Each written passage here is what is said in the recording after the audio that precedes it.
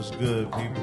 Whether it's your earbud at work, in between class, while you're working out, or sitting on your ass, I want to welcome you to the CharlieGtv Podcast. And I have a one lovely show here for you today. You know what I mean? Spilled Henny and still kept it smooth on the intro because I'm a pro with it. Had it out the way real quickety-quick. You know what I mean? Listen, it's going to be a lovely show regardless of how that shit just went down. You know what I mean? But anyway, so it is November 26th.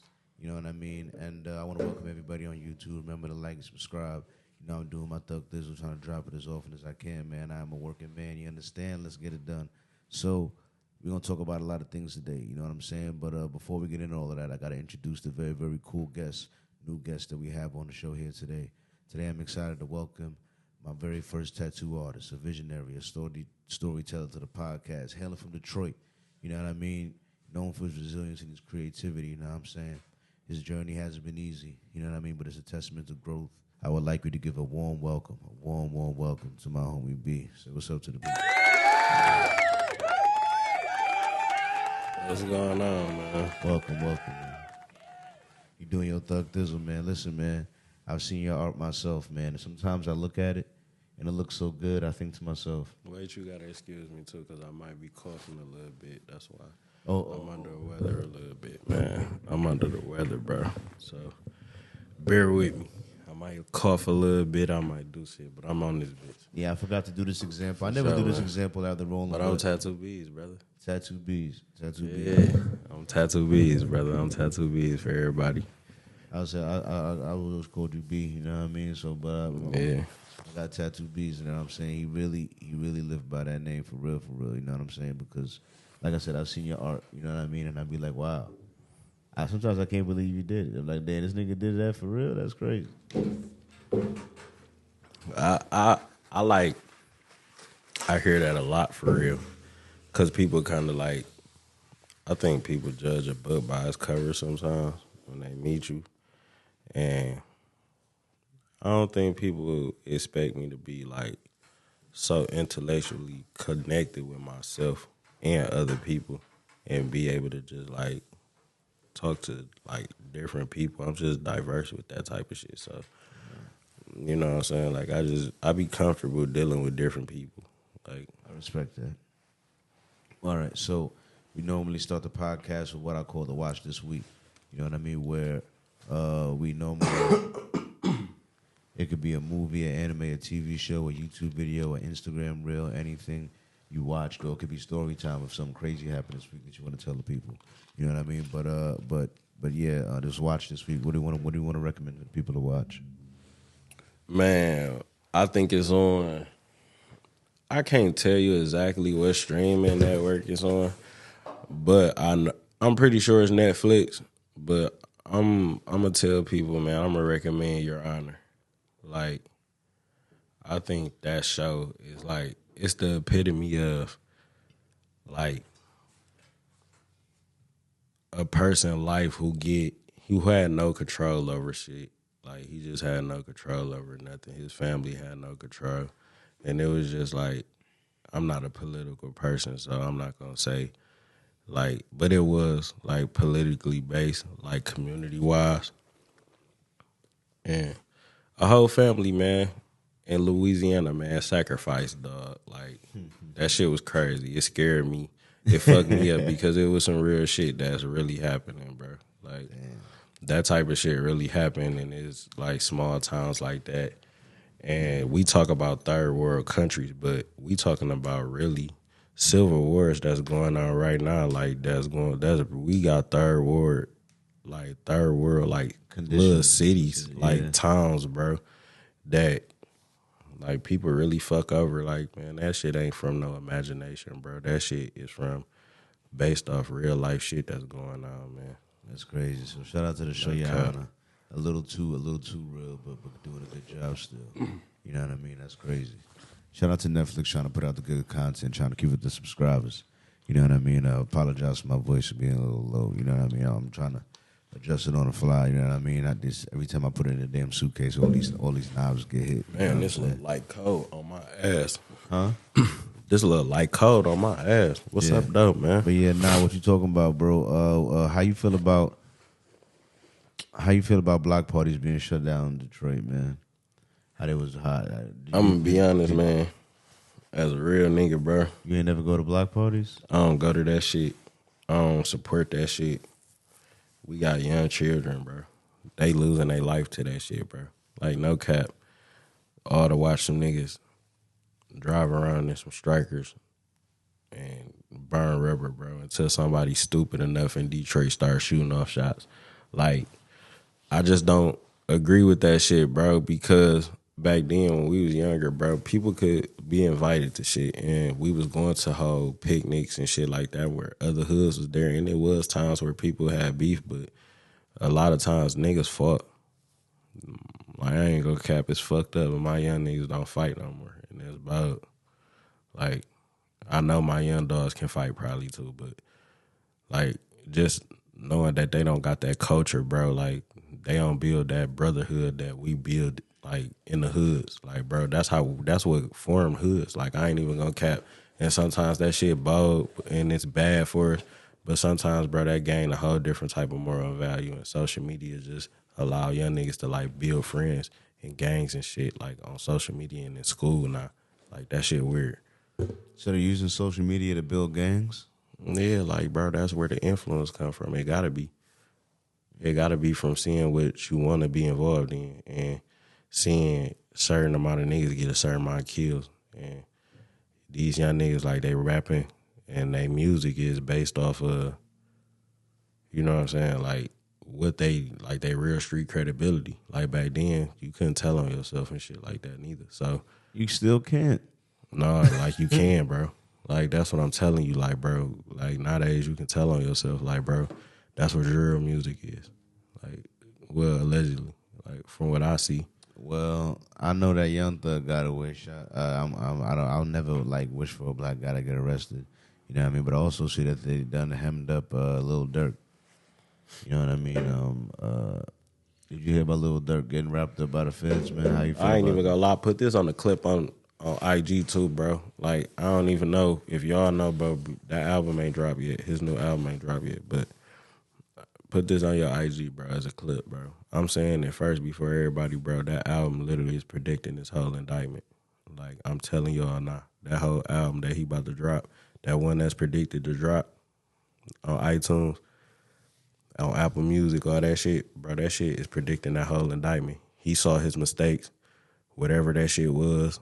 You know what I'm saying? Like, this is the story that, bro, these niggas is telling. So apparently, this nigga was wearing a wire for like a year and a half or some shit. it ain't just even about that nigga wearing a wire, bro. Niggas be knowing when niggas telling all type of shit, bro. Like, the same way, I think, from what I seen, the dude Woody, you know what I'm saying, Thug knew he told or something like that and still kind of kept him around or whatever, but kind of limited how he dealt with him. And I believe this probably was Dirk. Dirk got probably music where he, you know what I'm saying, kind of let you know that's probably gonna come up on the next album, on this little album that's about to drop. Where he let you know, like, I pretty much knew certain people was following and shit like that. Lil Dirk, I've listened. See, here's the thing. I've listened to a good enough amount of Lil It's not Durk hard to music predict the streets, bro. to know that he's done a good amount of. He had a whole song called "Fed Nightmares." You know what I mean? No cap. You know what I mean? So he's very aware. You know And that's the fucked up reality of the whole thing is you tied to something, and no matter how much success you gain, you tied to something, and you got a loyalty to something, you got a moral value to something. You feel me? I'm gonna ask you about It's that. a little different, bro. That's fucked up, bro. That, like, no matter where you go, like, bro, I mean, he been rapping about this shit, bro. Y'all just gotta be. I'm not a 20. What's that? A 2017, 18, 16 Little Dirk type listen to type nigga. Like, I was listening to Dirk in the beginning, and his story really didn't come out in the beginning. Like, his story came out around like the David Ruffmans and all them, and them 300 days, 300 nights, all that shit. Like, that's when his story started coming out. So, like, you really gotta listen to that shit, man. It's not a coincidence his daddy came home and he got closer to Allah, and you know what I'm saying. Certain things just happen. Like, he knew he made mistakes, or so called. Like, you know what I'm saying. Like, certain shit just we could predict the streets, bro. It ain't hard to. No cap. Any nigga can predict them streets. I just don't know why he couldn't find a way to not. But I guess, you know. It's impulse. No cap. I'm like I said, I wouldn't wish nothing to happen to him, you know what I mean? But I was trying to explain to my homie. Cause he was like, Young Thug got through, you know what I mean? Little Dirk could get through. You know what I mean? I was like, I was telling you, the state came for Young Thug. The feds came for Little Dirk. There's a difference. I was trying to. It's a real difference. That between a state RICO and a federal RICO. It's a whole difference. It's a real big difference. The feds when they come, you pretty much like. I googled the feds conviction rate. The feds doesn't come unless they are convicted. The bad thing with the feds is the feds convict off word of mouth. So anything Woody said in court with the state wouldn't have gone with the feds. The feds would have had 100% a slam dunk case when Woody was on that stand. You feel me? Yeah. So, or his plea agreement would have been, you feel me? Yeah. Like, this is type of shit, like, the feds ain't going. They conviction rate, they going for a certain thing, and when they coming, bro, they coming in. Man, I'm praying for the niggas, bro. Like, I did that shit. That shit ain't, you don't wish that shit on your worst enemy. That ain't no shit you want to see a black man go through. That shit break up homes. Like, no cap. I know you ain't lying. That shit crazy, man. It's not good. You know what I mean? But yeah, what you call it? When you I think who was you in high school? Who'd you hang out with, man? I didn't have a high school. I was incarcerated. Early, all right. So, what was it like for you growing up? Was it like your grandma raised you with a single parent household? You know, I mean, my mama, my dad, my grandmothers, bro. I've been house to house, state to state. I done been back and forth from Detroit to Ohio, bro, my whole life. Like, bro, I was a knucklehead, gang. Like, I was the kid, like, bro. You had to bump your head. Like, you had to feel it the hard way in order to understand it.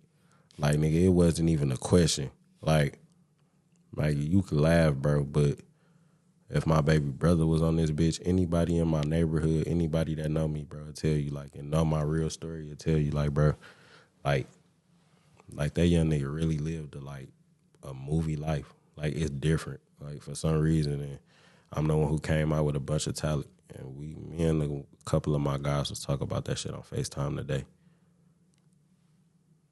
I'm glad you made it out, though, bro, because you are definitely highly talented. You know what I mean? Especially with how you expressing it right there. You know what I mean? With the tats, man. You guys got to see his work, man, for real, man. It's crazy. Yeah. You know what I mean? It's IG, Instagram, Tattoo Bees. Man, for some reason, I don't know why people do not know how to spell tattoo, but T-A. I ain't gonna lie. Yeah, bro. Like, listen, I've ran into too many people who don't know how to spell the word tattoo. All right, bro. if I was gonna spell it, I'm gonna spell it TATTOO. Yes, that is how you spell tattoo. My name is pronounced Tattoo Bees on Instagram, and it's spelled TATTOO. But I definitely had it flash across the screen when I introduced you for sure. You did. All right, then that's even better. But a lot of people get that shit wrong. No, but you right. They can't spell tattoo. Why can't y'all spell tattoo? What's wrong with y'all? Like, I ain't gonna lie. That What's shit good with be y'all? weird, bro. Learn how to spell tattoo.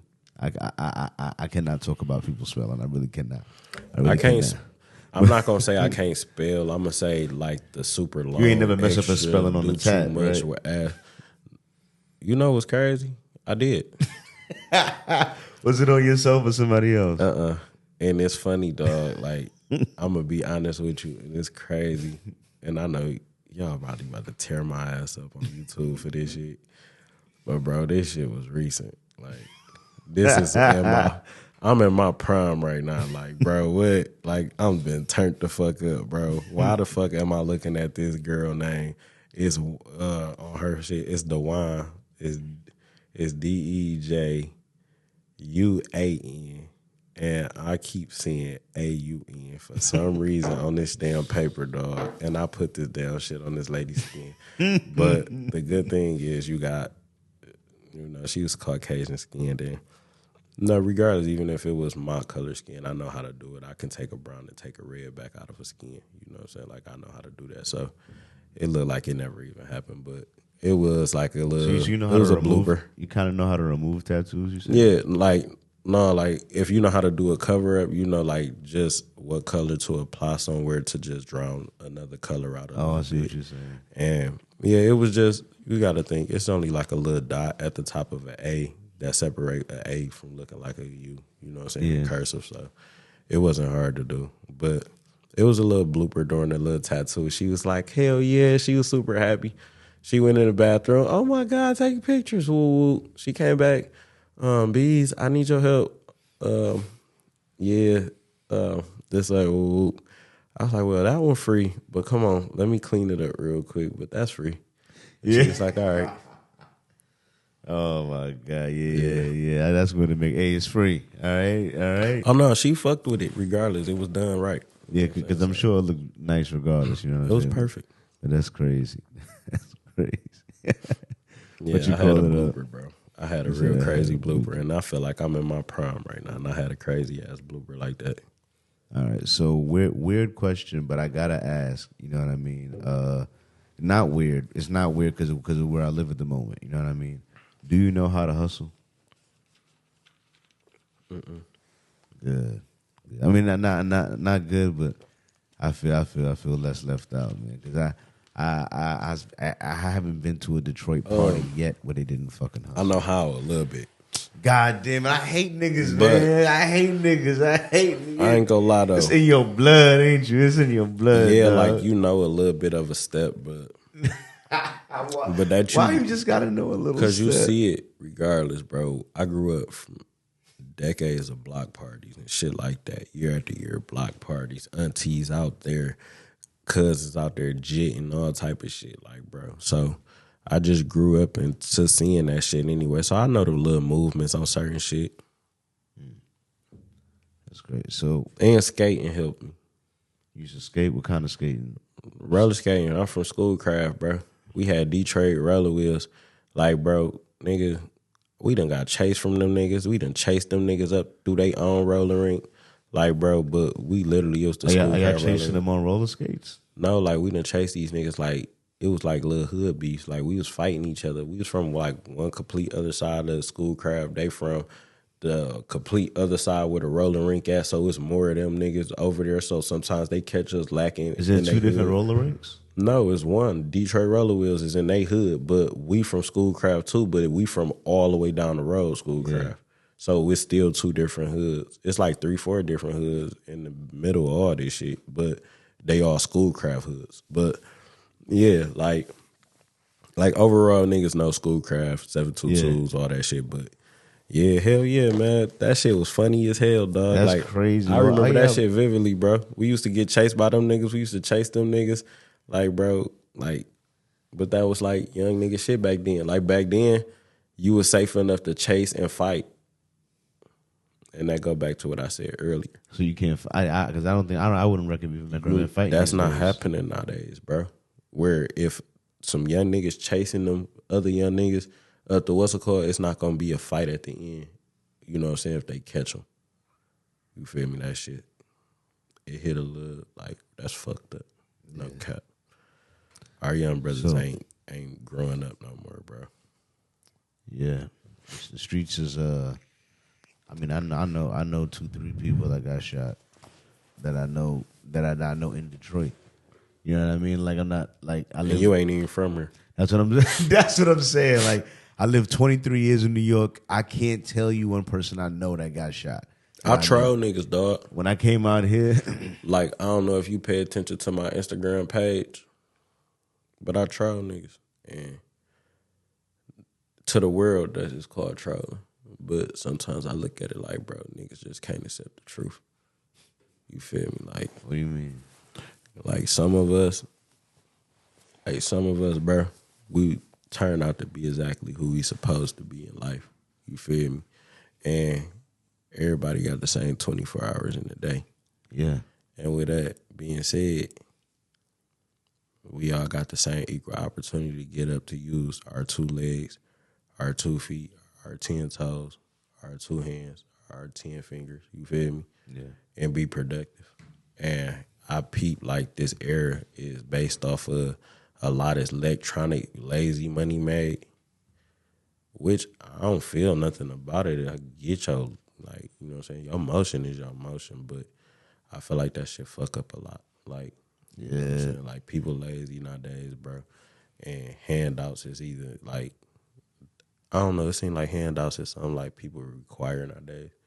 Motherfuckers, like, don't go get money on their own, bro. Yeah. That's I don't like that weird know. shit. That shit broke. That shit broke people's shit, and it's weird. I ain't gonna cap.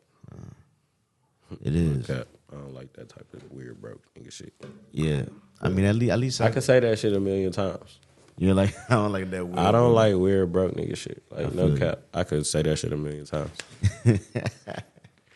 What you call it? We can hashtag that shit, no cap. There's a lot of ways I can spend my money and my time. You know what I mean? And this podcast and things. The reason why is 80% chance people don't make it to episode 50. You know what I mean? Bro, I watched you, But I just met you, bro. You talk to me. You talk to me about this damn podcast, dog. I met you. See, that's another thing, bro. Let's rewind this shit. Let's rewind this shit. Let's rewind this shit, man, how we because met bro, on the you job. tripping, bro. Shout out Come to on, the man. job. All right, though. So look, funny story. So this how I meet this nigga. So I get fired from Magnum. I'm mad as a motherfucker. I'm making a certain amount of money. I get here, I found out I'm getting paid bi-weekly. My check is only a certain way. And boom, here goes this nigga right here, Brooklyn, talking to me about a fucking podcast every day, all day. Every fucking day, all day. Every day, all day. I'm obsessed with it. Literally. Like, bro. But it lit a match under me, bro. Like, and I ain't gonna lie, I be on other social media apps where people troll people, and a lot of people look at some of the, like I said, they look at the truth as trolling. And for a long time, I didn't take that step. Remember, when I met you, I was working a job.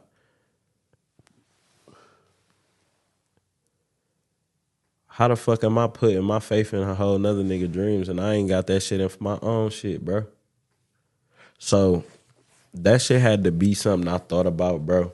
And somebody thought that they was trolling me when they said it. Like, bro, you tattoo out the basement. Whoop, whoop. You do one tattoo every now and then. You feel me? Yeah. And it was a blow, but it was meant to be a blow. It was a constructive criticism to me. Like, the nigga I done been through way more than a funny looking ass female telling me you tattoo out a basement. You feel me? I know the journey I'm having, but it just lit another match. I watch you talk about your podcast every day, all day. It lit also a match. You feel me? Like, certain shit motivate people and certain shit breaks these people down. And I feel like this world's too soft for some reason. You can't be brutally honest no more. You can't just say, listen, you a fuck up, nigga. Get your shit together, dog. That's all I do is fuck up. Come in. Like, no cap, bro. You can't tell somebody you a fuck up, you a dickhead, bro. Get your shit together, you bum ass nigga no more. Like, no cap, bro. Back when I was young, bro, you telling the nigga that, bro, a nigga didn't want to kill you, bro. That shit degraded him to the point he thought about that shit when he sat down and thought about a hustle, my nigga. You feel me? Yeah.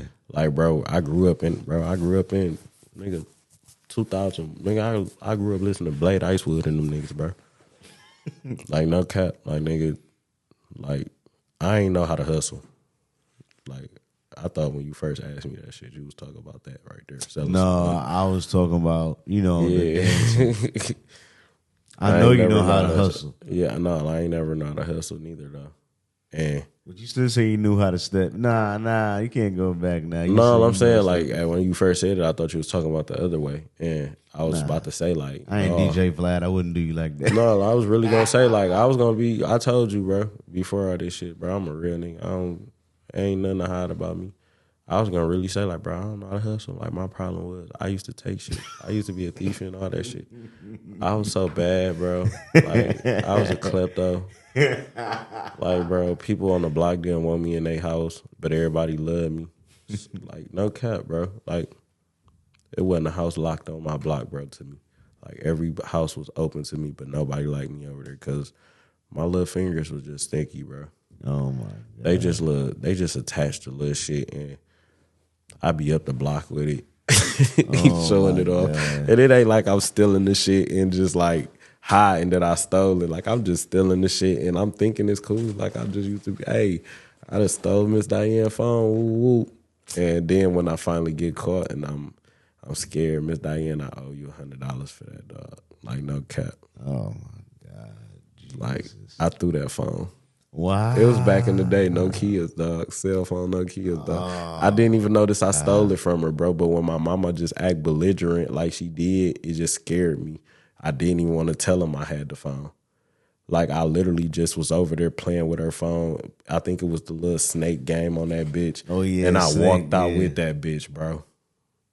But my mama just scared me so much how she was acting over the phone and where the phone at. I just was like, fuck that. Me and my uncle went on the porch, nigga. We was talking.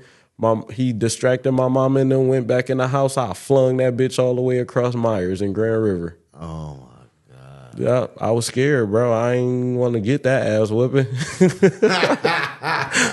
On my So you mama. said, let it be lost then. Fuck it. On my mama, bro. Hey, listen. I swear to God, dog, Miss Diane, I did not want to steal that phone. I was playing that game. I swear to God. God, Yeah. you got caught up. She loved the fuck out of me, too. Swear to God. She loved me, dog. I know it was you. You took my phone. Nah, what you call it? She was like my babysitter. But she wasn't my family, my blood family. But she was like my grandma, too. But she was on the same block. She kind of raised my mama, all that shit. Outside of my own grandmother. That was crazy. So you had a close relationship with a teacher. It's funny how teachers can really affect your life. That wasn't no teacher. What? Miss Diane, bro, that was a lady on my block. Oh, she was a lady on your block. A grandmother literally of her own family on my block who just loved it the fuck out of all of us. Literally just watched us and like, bro, it was just like my whole block was that close-knit, bro. Like all of us grew up with each other. That's dope. Like no cap, everybody on my block, like all the guys, all my homeboys that grew up on my Cherry Line block, like bro, all of us literally grew up in each other's households, like every day, like brothers. That's really Playing dope. manhunt, hunting each other down, all that shit, like every day. That's amazing. I don't think kids play That shit outside was like crazy, that bro. these days. Like Cherry Line, probably one of the most close knit blocks, and that's weird, but that's like down there throughout the whole West Side, bro. Like Cherry Line area hood down there like that. Swear to God. You think still like that to this day? Nope, not in my hood. My niggas that's a whole nother story for a whole nother situation. Yeah. But so not today. Not today. How did your experiences going through what Little Dirk is about to be going through change your perspective on life and the choices you make? Was part of that what motivated you to try to find a legal business way to profit off of the skills? It ain't. I'm going to say going through that situation didn't change me. I think it was shit that was after the situation. Like, while I was in prison. That changed a lot, my perspective of life. When I went through my case, I had it in my mind like, nigga, no cap. It's on the floor with niggas saying shit, speaking on me. Like, bro, we finna get on that. Like, when I get out, like, ops, all type of shit. Like, I had got jumped. like before I went to prison, I wound up running into one of their homeboys in prison. We took care of our business. But it was like I was still on a whole bunch of the shit that like from fucking 2013, like mentally. So 2013 and 12. So it was like, it was shit in prison that just was transpiring. And it wasn't shit like per se in prison, but it was shit that was happening with my family outside. And it just like, you know, that shit change you. It make you say, you know what I'm saying, like you got to choose something. Yeah. You got to give your loyalty to something like, bro, it's either the streets or your family, bro. Like at some crossroads, a grown man gonna have to ask himself, like, bro, you can't do both. Like, it ain't gonna work. The streets and the family is different providing in the streets, but being in the streets and having a family, that shit don't mix. What is one of the biggest misconceptions people have about the street life? You know what I mean? What is something that you think that they think they know, but they don't know for real? That everybody in street life is out to harm you. Nah. I'm gonna be real. One of my coolest friends growing up is a prostitute now. Real shit. A prostitute? Yep. I used to have sex with this girl when we was real young, bro. And I went to prison.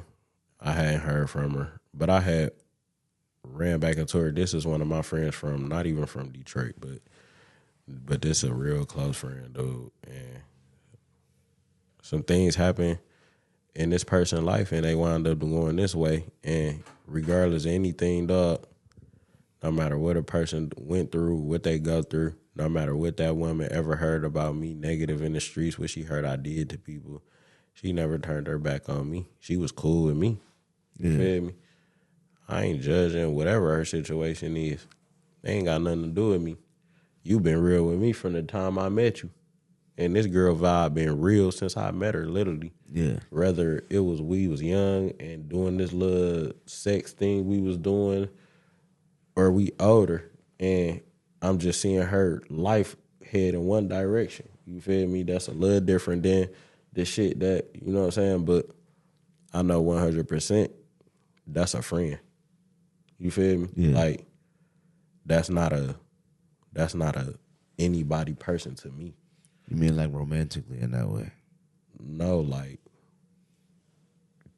that's a friend. Like, nigga, fuck romance. Romance was kids. I'm talking about, nigga, me being in prison and somebody being there to answer that phone and saying, like, bro, you gonna be okay. You gonna come home. You gonna be successful. Oh, I love that. Like, bro, you got goals, nigga. You gonna accomplish them bitches. Everybody don't gotta be in your corner. But, nigga, you got a friend right here. You feel me? Rather I fuck with you on that level. She never told me at that time. I found out when I got home. But she never even came back in my life on no shit like that anyway, on no romance shit. She came back literally like, bro, I'm your friend. Like, nigga, it's been too long. I ain't seen you. I ain't heard from you. Like, nigga, are you okay? What's going on? She not from here. Like I said, she didn't know the system of how to search a prisoner. But she was a real motherfucker, dog. And she's still a real person to this day. Solid, ain't never flawed me, nothing. So, yeah, the perception people got on people in the streets is that everybody is out to con you or something, or everybody out to, you know what I'm saying, with an ulterior motive, bro. Everybody ain't got no ulterior motive. I still make money in the streets, bro. My only ulterior motive literally is to provide for my child. You know what I'm saying? I ain't trying to hurt nobody or none of that shit. I respect that. I see that, you know what I mean? That's the whole reason. I literally got to deal with street niggas every day. Yeah. You know what I'm saying? I'm a tattoo artist. You know what I'm saying? How has there ever been a tattoo that you refuse to do? Yeah, all the time. Like what? It's just simple. You don't follow some of my policies, you can forfeit a deposit, all type of shit. No, a tattoo, like, I mean, like, as in, like, something about the design that you didn't approve of. That ain't got nothing to do with me. Is there no tattoo design you can think of that you would not do? No. What if somebody wanted like what if somebody wanted like, I don't know, like a pair of titties on their cheek right here? I have to do that for you. All I can do as your artist is recommend against it. No, like, no cap. And the reason I say that is because you never know somebody else meaning for something. And also, like, I know the world is heading in the direction of, you just don't never know what that person about to do that for. Like, no, for real. Like, and then it's not my business. You know what I mean? Like, you know a harmful tattoo to somebody, you know what's going to be some shit that you just probably, but then again, you don't know that person background. You don't know what that person do employee-wise or nothing. All right, I got this question. This is a good question I just thought of. Would you ever tattoo a swastika on a white guy? Yes, I will. I also understand that y'all might not like me for this, but I'm gonna be honest. I just use common sense, bro. So y'all might not like me for this. I don't care. So what? Listen, only person can tell the story of a war is the person who won it. I don't know nothing about Hitler. I don't know nothing about that movement. All I know is the story that the people who won the battle paint a picture of. I ain't passing judgment on nobody if I never seen something. I'm just not that type of person. You can paint. I can that's like saying, bro, 50 years, 300 years from now, my child born, you sitting up here on the stage, bro, and me and you having this real nigga conversation, bro. We go at odds later on. I kill you. You ain't did nothing wrong. But I paint the picture like you just did so much shit and I just throw away all this footage. You know what I'm saying? Yeah. You know what I mean? And not saying that's how it happened, but I'm just saying, like, only person can tell this story is me because I'm the only person that's here left. So I'm just not passing no judgment on nobody, and I don't know I don't know if them concentration camps only held Jews. I don't know if them held Nazis also. Yeah. Some of them could have been Jews holding Nazis, and some of them could have been Nazis holding Jews. Who's to tell me all of these people were Jews? You know what I'm saying? Like, it's just certain things, bro, we just can't prove 100%. You just can't prove that. I've never heard of the Jews fighting back much. But this is where my conflict come from with that is they do now. And they're dropping bombs now. And that is why this is where my conflict come from.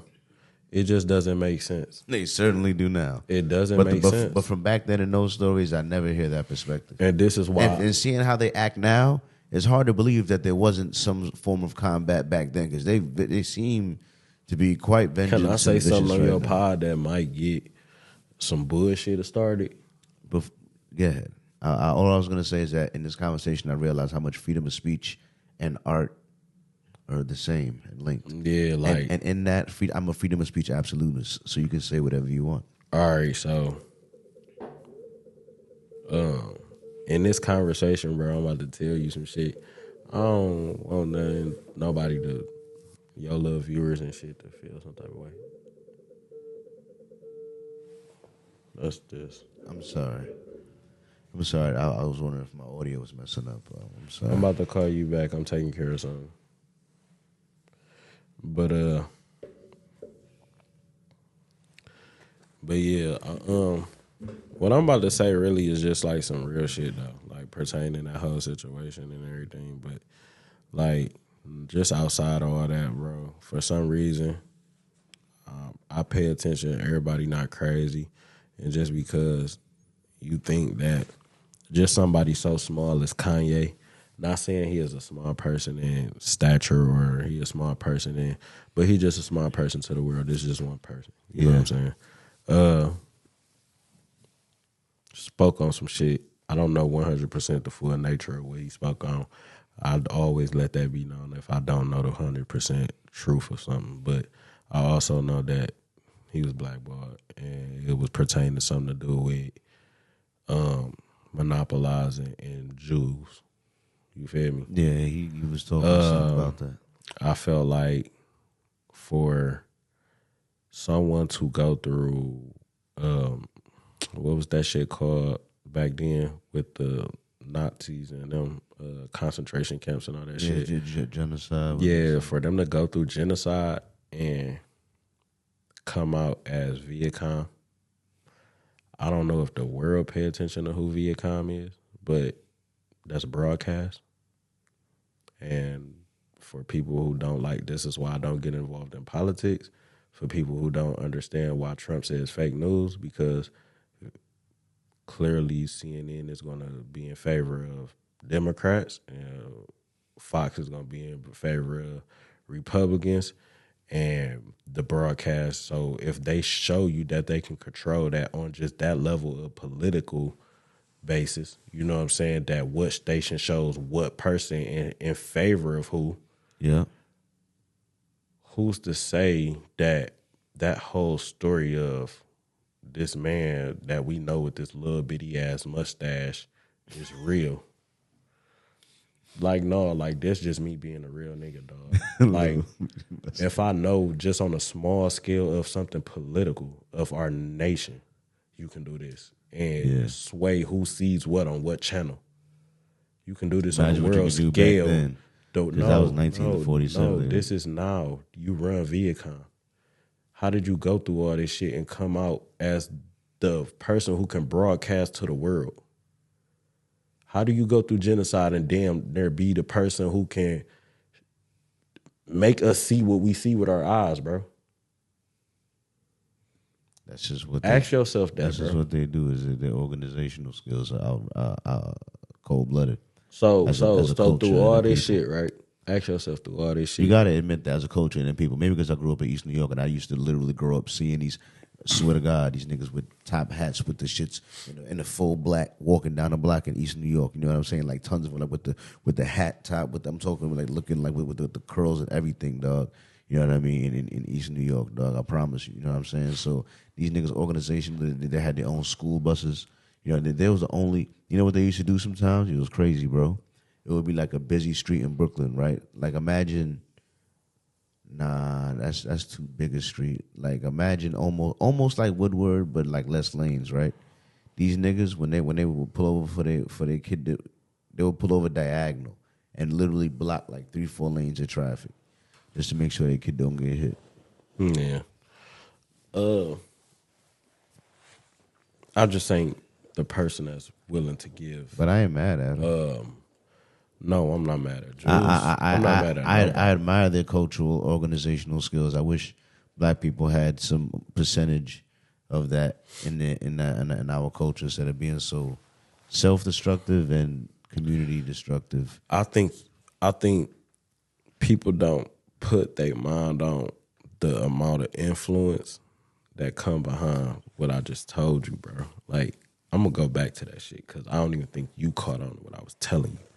Like, bro, you got to really put your mind and grasp what I'm telling you, G. Like, this is some real shit.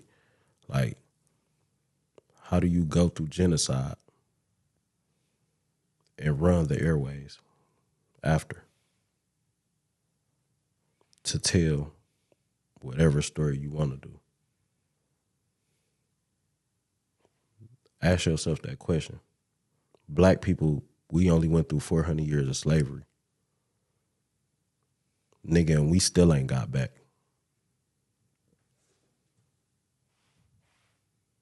We got no organizational skills. No. As a people. That is one nation, bro. This is here, one nation, nigga. Because because we not one nation, that's why. How is that? How ain't we one nation? That's what I'm talking. Lack of community. Are you sure of that? Organizational skills. Are you sure of that though? Bro, are you aware of all right. Are you aware we of only Tulsa? had it during segregation. No, are you aware of the Tulsa, Oklahoma City riots? Yeah, I am. All right, so with you being aware of that is for you to say that we don't have something. You want to know my like opinion that. on that? Now, here's my thing on that. going to try to say it quick. The thing is, Tulsa, Black Wall Street happened during segregation. You know what I mean? How come there was more black millionaires today than there was then, but there's no Black Wall Street how there was then today? You know what I mean? Because the reason why, in my opinion, is because during segregation, you didn't have a choice. You had to build with your own people. You had to spend money with your own people. You couldn't just run off to the white man's neighborhood. The moment they ended segregation, all the smartest, richest, most intelligent black people said goodbye and left the hood immediately. And that's when black neighborhoods went from Black Wall Street to ghettos. But you paying attention to what you saying, though. You saying outside of segregation, our organizational skills as a people are highly lacking. During segregation, when we were forced to organize, yeah, we did when you didn't literally have a choice. But the thing is, we really wasn't. You got to look at it like this, bro. We wasn't. That's like saying, that's so ass backwards, bro, to say that we was forced into segregation and they came and fucked up our whole economic system in Tulsa, Oklahoma, so we just chose not to be back into that segregation no more. Or that unity no more. We can't choose that. And we lost all that shit. It doesn't make sense, bro. People don't lose that unity like that. Like, do you know that black people were married at 80%? Tribes was broke up in Africa. Tribes was broke up in Africa and they still got unity, bro. I don't want to hear that our people don't have unity or we don't have that type of, bro, we are, like, I'm going to be honest, bro. We the first gene gang. I don't want to hear none of that shit. Our first math scientists ADs ago, bro. Yaqub, all these motherfuckers, bro. Jacob in the Bible, but Yaqub in a Quran, same person. They don't let you know this. It's the same exact person. A math scientist, diluted genes. This is things that, how the fuck we don't have, bro, come on. I'm not trying to hear that shit. And this is the things Kanye was talking about. And I'm not saying we forced ourselves into slavery, no goofy shit like that. But I'm also saying, like, bro, we got a unity, bro. We choosing to unify at the wrong shit. And that's our people fault. That ain't nobody else's fault. We got a unity. That's what I always say, because I said to somebody else, and I was like, outside of maybe, even though I never heard Italians really talk about the mobster thing. I never really... Maybe they might joke about it a little bit. Italians are a little. No, they don't talk about it. They get us to talk about it. We rap music and take their names and think we tough because we put a Lido or a Lino at the end of a song. Yeah. And it make us, they laugh at us for doing this shit because we got real kingpins and real mob motherfuckers that's black and y'all mocking over some motherfuckers that's not even from this native land and don't respect nothing to do with you. Yeah. Like, and you acting like you really calling yourself a certain name to be one of them, and they literally laugh at you every time. Yep. But I was just thinking, like, you're right about that. Every culture has their group of people within that. Like as you say, there's Italians, there's mobsters, there's the Yakuza with the Japanese, there's the KKK with the white people. There's the cartel and the MS-13 with the Spanish people. Every group of people has their, but I think the problem is every group of those people also has a culture. But I feel like our culture, as far as hip hop and stuff, praises that sector of our people with our art more than other cultures do. Wow, you just fucked me up because you really just spoke on some shit that you didn't even know you were speaking on. Fuck the hip hop part of it. I feel like we praise literally listen to this. Fuck the hip hop part on it. Rewind yourself a little bit. You went to the part of saying that every race, the KKKs have, the Caucasians, the woo-woops have, the Spanish have, the MS-13s have this, you know what I'm saying, the Spaniards and woo-whoop. Yeah. Black people have Africans that's overseas, you know what I'm saying, and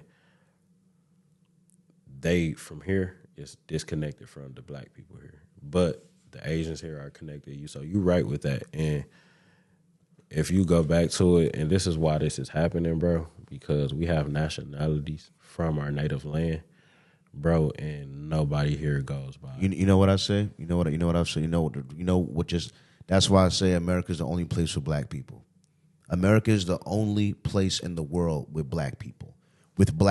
You know why? Because if you go to anywhere else that's not a nationality. if you go to anywhere else in the world and you bump into someone that looks like a black person and you ask them where they're from, they're gonna say they're African, they're gonna say they're Jamaican, they're gonna say they're from Guyana, they're gonna say they're not gonna say that they're not gonna. If you bump that's because like I was just saying. Yeah, that's what I'm saying. We have there's no just black nationality. people. There's just black. And can I tell you something? I don't identify as a black man. Like, no, I'm gonna be real with you, and this gonna give you a little bit of a history lesson. Like, no cap, I'm a Moorish American. You a what? I'm a Moorish American. A Moorish American? Yeah. Well, explain that. All right, so a Moorish American. It's like religion and nationality based, accepting who you are from your native land, bro. Instead of, it's literally accepting being a descendant of Moroccans and stuff like that. Like some of our literature is we are not Negroes, black people, black folks, Ethiopians, or color folks, or Negroes, none of that shit. Like, and we don't identify as that because these is names that was given to us by, no disrespect, but white people. Yeah, for sure. You know what I'm saying? So how can I base a nationality of a people based off of what someone just called us because they enslaved us and said this is a Negro, a black person, Ethiopian, African American? Like, bro, what is an African American? Ask yourself that. Someone told me one time, and it fucked my head up. I never thought about it. I don't know if I believe it. I don't want to believe it. But someone told me that Africa was named by white people. Like that's what white people called Africa. You know what I mean? Like white people came up with that name, Africa. Why you ain't grabbed the waters? You did me so wrong. You went and grabbed the water and left me one. Yeah, I left you didn't even give me no water. That's crazy. Hey, look, listen. We take bathroom breaks all the time in the middle of the pod. I could easily edit it out. We can go grab some water for you. I can refill my water. You know what I'm saying? We'll be back. You know what I'm saying? You want to do that? Hell yeah. All right, I'm over here thirsty as a motherfucker. Absolutely. All right. We'll be right back. You know what I mean? Y'all gonna see it. Oh, you got it already, man? Huh? I fucked it up. You got later on that? No. Oh, It's easy. Like I said, I want to say I'm podcast having this break as I go.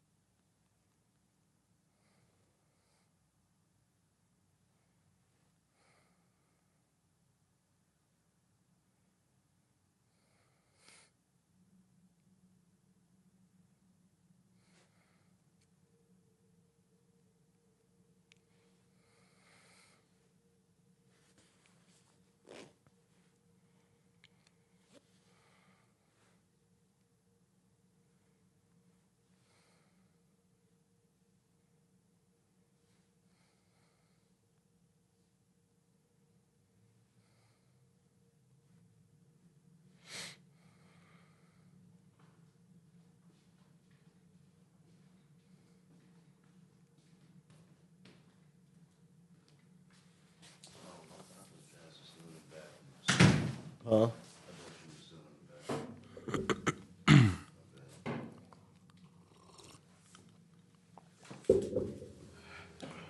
Hell nah. I was already in this bit.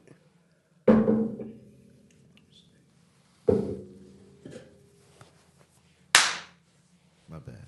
Back like it never happened. Right. Anyway, so a question I have for you is, how do you did you ever hear that in Japanese like culture, going to Japan, that it was like illegal to have tattoos or something like that, to that nature? You know what I mean? And some of the Chinese, so some traditional Chinese people will tattoo like a dog on them for like as a prisoner or something like that. You know what I mean?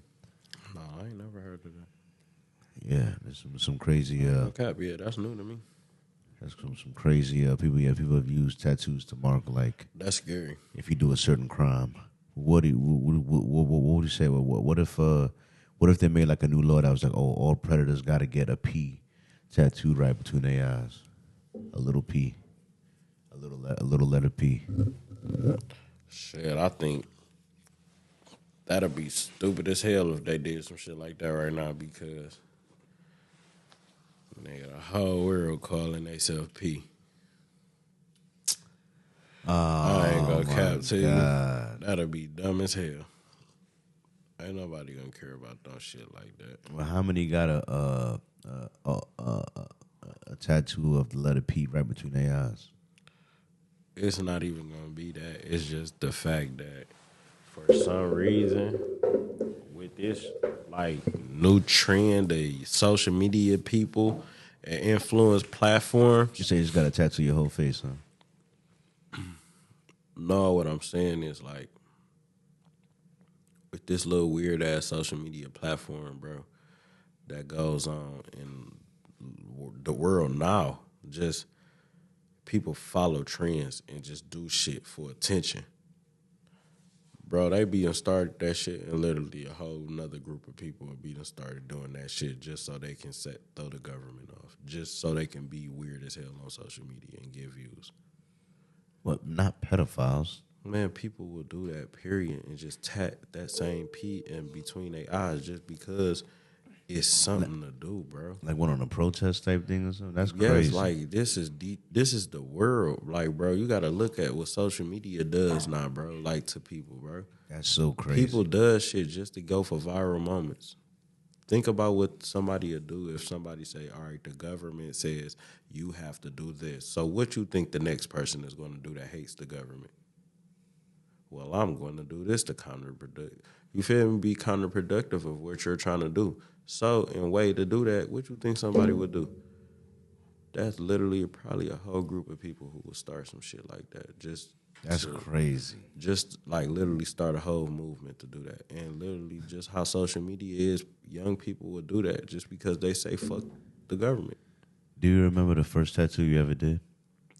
Yeah. What was it? It's on my arm. What? I got July 4th on my arm. You tattooed? I touched it up. That's my son's initials. And his birthday. July 4th? July 4th is his birthday. That was his Independence Day, huh? Yeah, I did.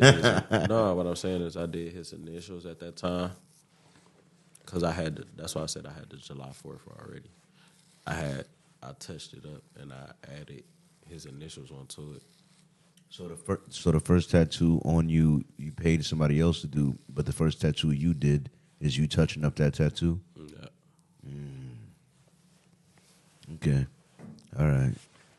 So the first thing you tattooed... Took me about 4 or 5 hours, bro, for about 3 letters. Kid you not. That's crazy.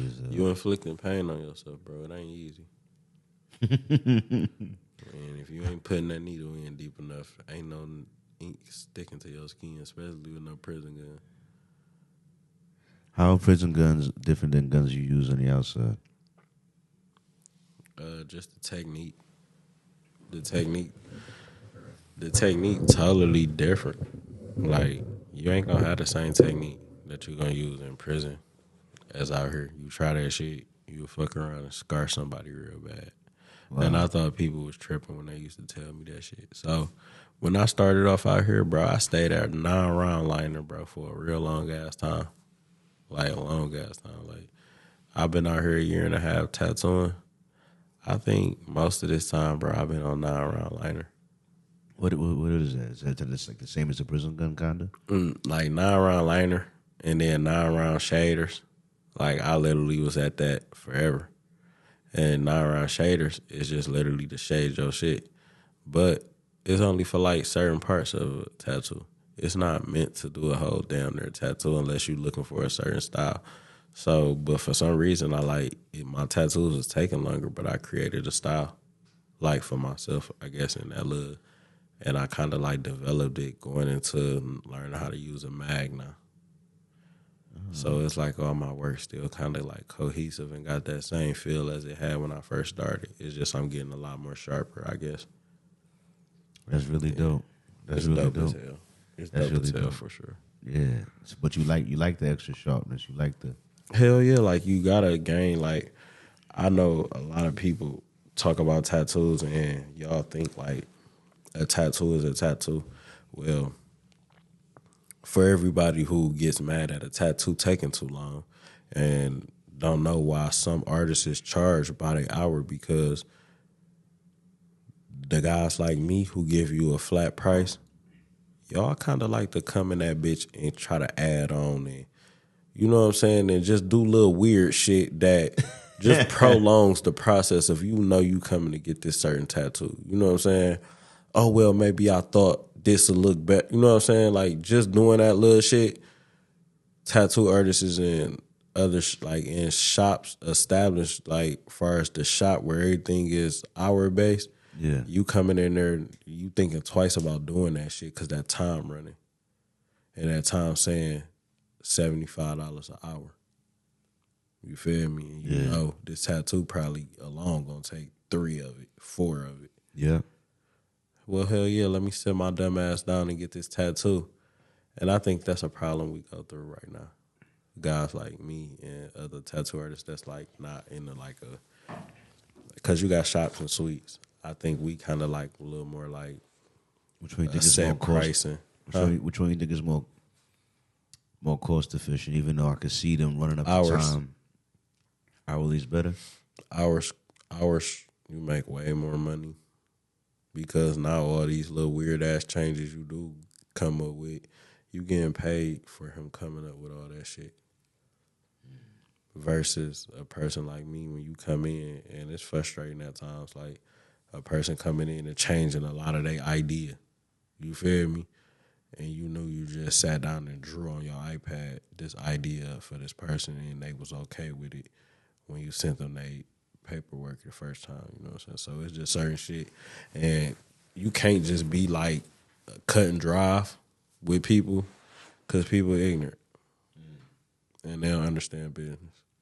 So you gotta kind of be the person who think for both of y'all. That's so strange. I don't. It be little stuff like that kind of like discourage people, but then you just gotta be a certain type of person to be like, you know what I'm saying? Don't nothing come easy to nobody. I know it's hard for people to understand. That's how like I was trying to explain to people that don't edit videos or edit clips. You know what I mean? I know people that are mad at me right now. Well, they all gonna be mad at me right now for sure until July 1st. I mean January 1st. I don't care. You know what I mean? Because you ain't dropping no content. I'm dropping some clips, but the clips that I'm dropping are literally the ones that I'm determining. Oh, this ain't worthy of the 100 day. You know what I mean? Campaign, because the 100-day campaign is supposed to be the top 10 to 15. And ever since I think the first one to get dropped in there was your relative that came on here. Shout out to Mr. Go-To. You know what I mean? So there's 10 to 15. Uncle Mark. Yeah. There's 10 to 15 of Uncle Mark's, what you call it, clips that's going to drop a part of it. You know what I mean? And every podcast since him has about 10 to 15 in that vault. You know what I mean? That's why it's up to 100 clips already right now. You know what I mean? Mm-hmm. But that's all different faces. In the best clips, I saved the best clips. You know what I mean? So this one right here, you know what I'm saying, is for sure going in the vault. You know what I'm saying? It's going to drop You know what I mean? But I might have to save a lot of this one for the vault. You know what I mean? Because you guys ain't easy to get a hold of. You know what I mean? You young talented guys. You know what I mean? You guys be hard to get a hold of sometimes. You guys be doing a lot. You know what I mean? But look, another question. Another. You know what I'm saying, man? Like you know. You real elusive. I ain't gonna pin you down. You know what I mean? But look, what you call it? Have you ever? What's the worst tattoo you had to cover up? My first one. I think that's the worst tattoo I had to cover up. You covered up your first tattoo. My first tattoo I've ever had to cover up was like the first tattoo I've ever had to cover up was the worst tattoo I've had to cover up. Because the gum broke in the middle of it. Like, bro. Was it on you, was it? No, it was on, so look. It was on somebody else? So, how me and my guys work and shit, like, it's guys with motion in prison and shit, too. So, like, one of the guys tapped in and he seen I was tattooing and shit. So, he tapped in with another person. We'll get in touch with bro. They got in touch with me. And where you tatting at?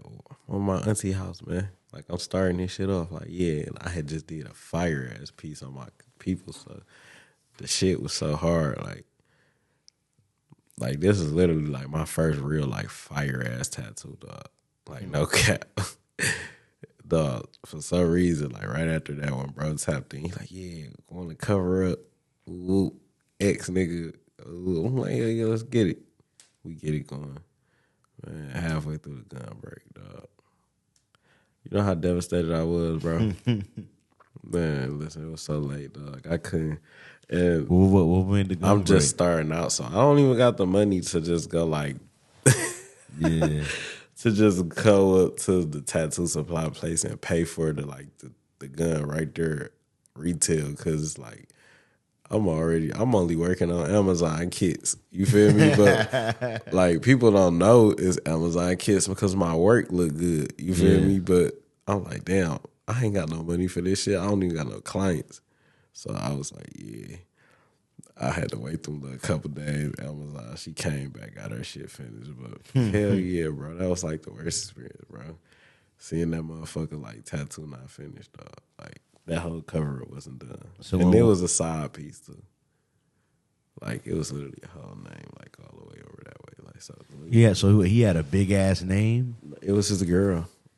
She was covering up her ex, so with his name. He was covering up some a flowers. big ass name and some flowers. No, covering just a name with flowers. And a name with flowers and another name. You ain't learned a lesson from the first name. What you gonna do? You can't just keep tattoo. Is it? So how many cover ups do you get on a tattoo? You only get one, right? I mean, people cover up, people black out, people cover up to the point they just add to. It's a whole lot of ways of covering up. No, I'm saying, like, if you get a tattoo you don't like, or something happens, whatever, somebody's name, and you get a cover up, cool. But what if you do what this person is doing, where, like, you get a cover up of a name with another cover up of another name? How many do they got? Like, how many names do they got left to put on that like, piece? bro, that tattooing ain't nothing like that, bro. It's nothing like on the screen where you could just erase. Yeah, that's what I'm saying. Like, you can't put a name on top of another name. If you do, it's gonna be completely different font. It's probably gonna be blacked out font with you covering up whatever you doing with. It's gonna be real big, black, bold letters. Like, you won't be able to just, like, cover up a name with another name. It's like, damn, I add to the name and make a different name. You silly. Nah, no cap, though, for real. No, for real. Oh my god. Nah. I mean, it's no like, cap. I guess, like, if you go too dark with I feel like you only get one cover up. That's what I'm saying. Like, or maybe you might get three. At 3 strikes you out with that. No, I'm gonna tell you what. Sometimes people get lucky on is that they artists that they is getting they cover up, like, whatever artist that did the first tattoo. A lot of times I like when I run into people, they tattoo be so fucking light, like they ain't even get it did the right way, where you could just cover it right up. But then you got they ain't go deep enough in the skin? Yeah, but then you got some motherfuckers come in with blackout tattoos of stars and be like, cover it up with flowers. Nigga, this is two things that doesn't match. Flowers are not dark. Yeah. And your stars are dark. And you expect me to cover this up. Like, so we be, well, man, we listen. That'd be a real bright orange, bright red. Tattoo artists, man, we gotta get real creative sometimes. No cap. Because they might want to do something, and then what they think is not a good, you gotta tell them the best idea to cover up the mistake that they made in the first place. I go, it's only a mistake because they feel that way. You know what I mean? Do you know that tattoo artists used to have to, like, it was like damn near rituals they used to go through before they tattooed somebody? Because they believe that the energy, there is a belief out there. I was about to say, how long ago was this? There is a, this was probably hundreds of years ago, probably. Or maybe just decades. I feel like hundreds of years ago. But yeah, some shit that was tradition, probably. There's two philosophies out there about tattoos being energy portals. You know, really three, whatever. So number one, energy is like if the tattoo is a negative or a positive thing. You know what I mean? Like humans have emotions, and when they look at stuff, their emotions can sometimes transfer their energy to whatever they're looking at. You know, like when a nigga grilling you, looking at you all mean or some shit. You know what I'm saying? Versus a nigga that's like happy minding his business. You know what I'm saying? Like, so if you have a tattoo of, let's say, like a skull, like some scary ass shit, or like a demon looking shit right here, you know what I mean? Well, when people look at that, it may make them feel a negative way, and now whatever negative feeling they're having is now looking beamed at your portal. So in that way, they think it makes sense. It's a portal. They also say if the person that tattooed it, let's say for some reason, hypothetically, right before he did your tattoo, he like had both his parents die, and then he came and did your tattoo, or like he just went through a divorce, or his kid died, and then he had to do your tattoo the day after that. Like they believe that the energy of the tattoo artist is to some degree embedded in the tattoo that that he does. You know what I mean? So like it'd be better if they believe it would be better if you was in a good mood. Like they like I said, the tradition, they would watch what you eat, the whole type of crazy shit, but just to make sure that the imprint and the energy that you imprint onto the person when you're giving them the tattoo is a positive energy. Not just that, but tattooing was probably way more painful back then. So I heard that the Japanese way of doing tattoos is like, I don't. Did you know what that is? That's a nail pick and poke. Hold on.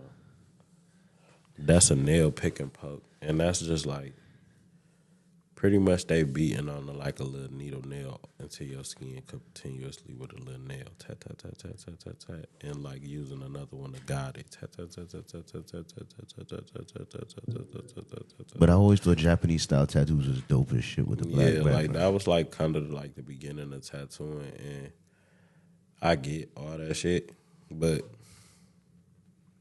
man, tattoo, man, we the shit. Fuck all that tradition. Nah, I ain't trying to do that old style. I'm like as far as like that shit with that tapping they shit. Had to chill like, with that tapping. Yeah, they had to get to the point where you got to think about this, bro. If you was getting that tattoo, bro, you had to go through all this fucking religious treatment. You about to literally have somebody beating a nail onto your body and hoping he not going too deep. Yeah, you know what I'm saying? For real.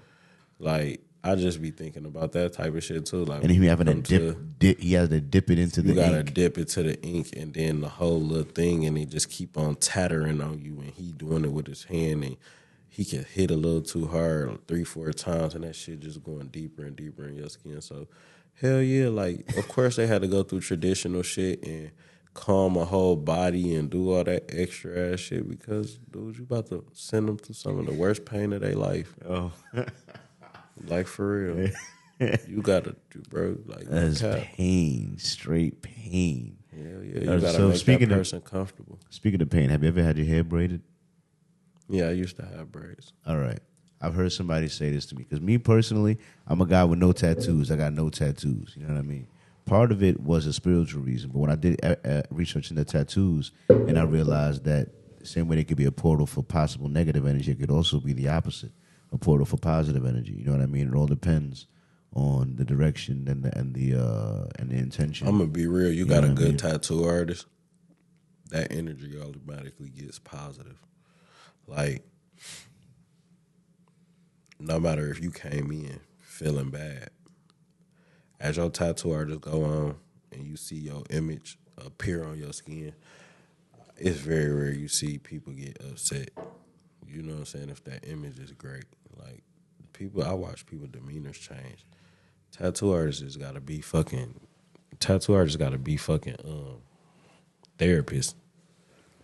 Really? Hell yeah. Do y'all talk during the tattoo? Hell yeah. That's why I say we gotta be the therapist, bro. You be talking to them, calming them down during the whole thing? Bro, I do all that shit, like literally. The reason why I had asked the braid thing. That's why people like getting tatted by me. I literally will talk you through your tattoo. Like, if you get to the point where you get to doing a little too much, I'll literally stop and be like, listen, you got this, dude. Like, he said you heard that lady? He said he'd had to talk you through it. That's what he said. Like, no cap. Like, it ain't, this nigga so silly. No, listen, like, no cap. Like, my clients will tell you they self, like, literally, it's funny you just said you hear that, ladies, because literally a girl just said that shit, like, you bro, gonna talk you through it? I got this new fucking Ethica ski, bro, and one of the threads got my shit, but my beard. But listen, I swear to God, I just had a girl in the shop like a couple weeks ago, and she was like, I like how you just like try to talk her all the way through it, like, and calm her down when she was acting like she was about to faint. And I was just like, because a lot of times that shit be tattoo artists shut up and clam up on you. Yeah. And a person in a chair not understanding, like, bro, like, he just trying to hurry up and get it done faster, bro, so you don't feel this pain. But to them, it's like, nigga, this shit hurt. You hitting the same place over and over again. I want to whoop your ass. I'm telling you. Like, no cap. Like, I think about what that client thinking, too. You feel me? And I be like, ooh, you can't just hurry up and get down that half. Like, yeah, like, bro, I'm thinking that shit, too. So, hell yeah, I be like, I look up at him, listen, you got this, dog. Like, you almost there, G. Like, you feel me? Think about what this shit about to look like when it's done. This shit about to be fire. And that shit help a little bit. It get people all the way through that shit. That shit is so all right, so someone once told me this, because part of what stops you from getting a tattoo is the pain. And I want to know how you feel about it, because you've had both. What hurts more, getting tattoos or getting your hair braided?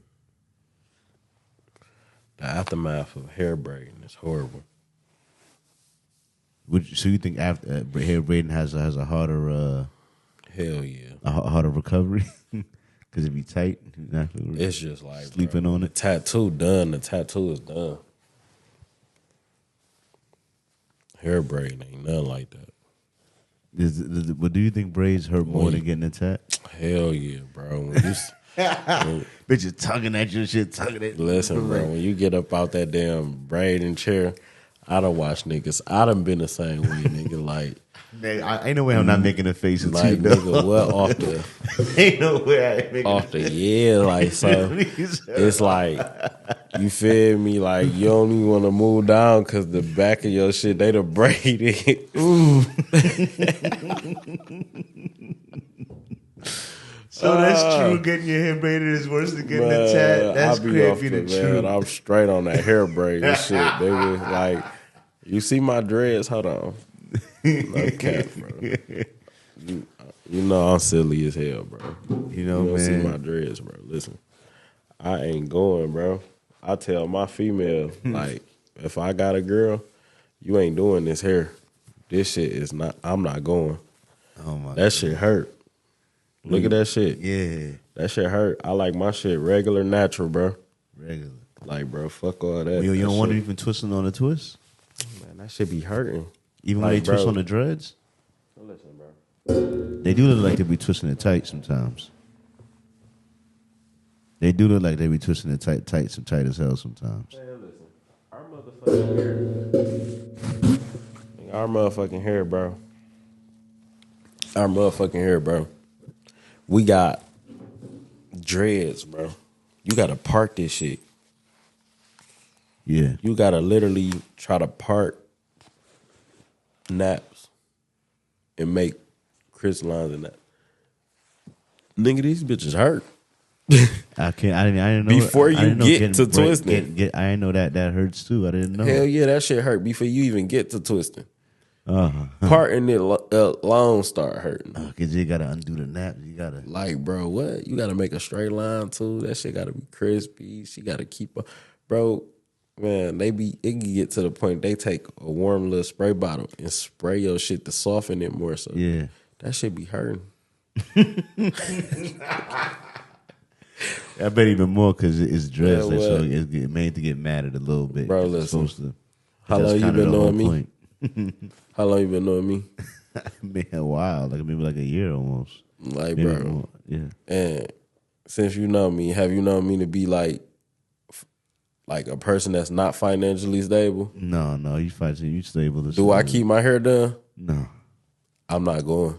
He's not going for the pain. But you do tattoos. You deal with tattoos, so bro, tattoos really don't hurt as much as certain people. It does. Certain people it doesn't. But to me, I'm a little bit tender-headed. Them bitches hurt. Yeah, bro, that tender-headed shit a little. That's a different monster, bro. I've gotten to the point now where it's possible I might fall asleep while getting my hair braided. I might. Say you what? I might fall asleep while getting my hair braided. No, a lot. I ain't falling asleep during our hair braiding session. Wouldn't be the first time. Then I'm trying to get you up off me during this situation. Oh, I don't know what caused that, but that was me coming back with the what's it called over them. Yeah, it was probably picking up the feedback. But yeah, what you call it? That would be crazy, man. Doing that. What you call it? So, would you? I one time had this idea of tattoos that you could earn. You know what I mean? I know there's many cultures and many subsets of people that have tattoos that you have to earn. You know what I mean? But as so far as a tattoo that you wouldn't tat on somebody, what if it was because I've heard some people get hurt for getting certain gang tattoos if they're not in that gang or if they're not doing it. If if they're doing certain things, you know what I mean?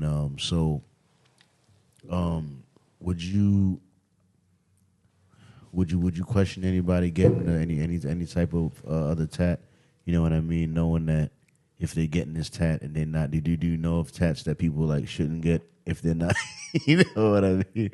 Is there a couple you could think of? And if a person came in to get that tat, I'm you sure you or you're just gonna be hey man, because sometimes it don't be my business. I ain't gonna ask you. You know what I'm saying? Yeah. Unless you offer this shit to me. So I'm not gonna never know anyway that you not what you saying you is when you getting this tattoo. But that makes me feel shouldn't gangs have their own tattoo artists? Doesn't that make sense? It's up to them. Some gangs do. I feel that would make sense. A gang having their own tattoo artist or someone in the gang that does tattoos kind of makes sense. But then again, you got to look at it like that. If you do some shit like that, how much money is that tattoo artist in your gang about to make? Which y'all going to war with other gangs. And most people who get tattoos are gang members. Especially in the minority communities that we grew up in. You say people that do get tattoos are gang members, you feel like? I said, how much money do you think if every gang had their own personal tattoo artist, how much money do you think your personal tattoo artist is going to make if y'all beefing with other gangs in the city? Where is they going to get money if majority people is minorities getting tattoos? Only in a gang. Think about it. How much do we travel outside of hoods, really? If we from neighborhoods. Think about this throughout our life. The average neighborhood person, how much do they come outside of the hood? But do you I feel you. But do you think so a tattoo artist outside of a gang, do you think that he will be free to move around the hood? Or do you think people would mess with him if he was on some other side of the hood? If he just I feel like they wouldn't, maybe if they know you. I grew up in a gang, so I grew up in a gang. I do tattoos, I be everywhere. Like, do you feel like you have to? I know who I'm not doing tattoos on. So there's not tattoos you won't do, but there's people you won't tattoo. 100%. Okay. I never thought of that. I never thought of there being people you don't want to tattoo. Are there any celebrities you wouldn't tattoo? So it's got to be real serious reasons why you wouldn't tattoo. Literally just a safety reason. That literally will be the only reason I won't tattoo. If it's a conflict with safety. Yeah, that's part of the reason why I have this, why I do my pods in this building. You know, that's part of the reason. You know what I mean? A lot of cameras. You know, it was built as a police station that has a certain amount of fortification. The parking lot normally locks at a certain time. I got a responsibility, keeps your car safe. You know what I mean? So I got a responsibility when people come in my tattoo shop and get a tattoo. I got a responsibility to keep you safe, keep me safe, to be the level-headed person if something get heated in the conversation of your tattoo.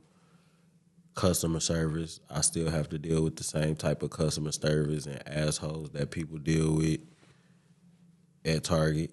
You know what I'm saying? Like, These are the same people. So you got people who act like they don't understand what you're saying, ask you to explain the same thing 10 different times, the same exact thing.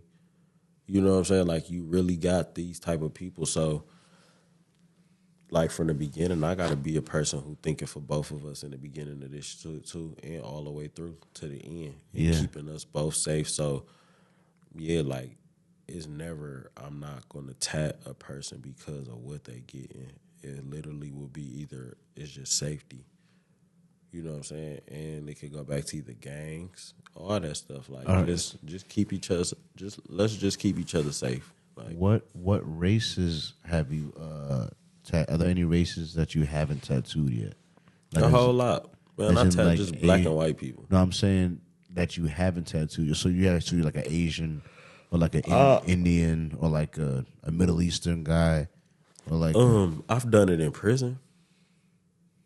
What do you mean, like different races? Like, I've tatted these people in prison. Yeah, I have tatted an Asian guy once. Yeah, that's dope. You got to tat an Asian guy. I got to tat a whole like Japanese sleeve on an Asian guy in prison ink. Wow, a whole sleeve on an Asian guy. And I was pretty good at the beginning of me starting out tattooing out here, so it pretty much proves it. If you look at my page and look at all my old posts and shit like that, and that's literally all my first beginning work, like getting out of prison on my page. Well, a lot of it, most of it. And I've been pretty much tatting like the beginning of that shit from the beginning. So I was even better in prison because I made my own prison gun. Like, no cap, I was better than when I started out here. Even though people thought I was good, you just gonna I was better in prison. You're just gonna gloss over manufacturing a prison gun. How man, that shit, it come with way too fucking much. Just know trimmers, fucking needles, candles made out of grease. It's a lot to make ink, all type of shit. It's a lot, bro. Yeah, prison ink. Yeah, it's just how way do too you much make to even explain. Yeah, ink, prison ink. Prison ink is nothing ink? but soot added with saline or water. Prison ink is nothing but soot. Soot. It's something that's like residue from burning something. Yes, burn residue, burn char. Wow, That is I never knew that. Prison ink is, yeah. I mean, you got Indian ink and shit you can get off hobby crafts and shit like that, and ordering inks that come in that's acrylics and shit like that doesn't have poisons and fragrances in them that you can actually import to your skin, like Indian ink and shit. You know what I'm saying? Yeah. Like shit they was tatting with back in the day, but a lot of places, facilities don't sell that shit no more, and it's a little too expensive on the yard, so like it could be a potential problem.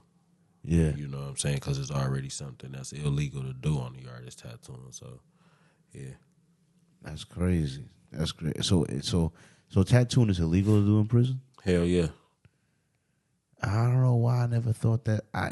First off, you got to think how unsanitary it is. You think they about to let you with no license be tattooing inside of a cell that approximately 3,000 other inmates in the last 5 years stayed in. Farted, shitted, picked toenails, shedded hair, skin, and tattoo in this room. You know what I mean? This cell.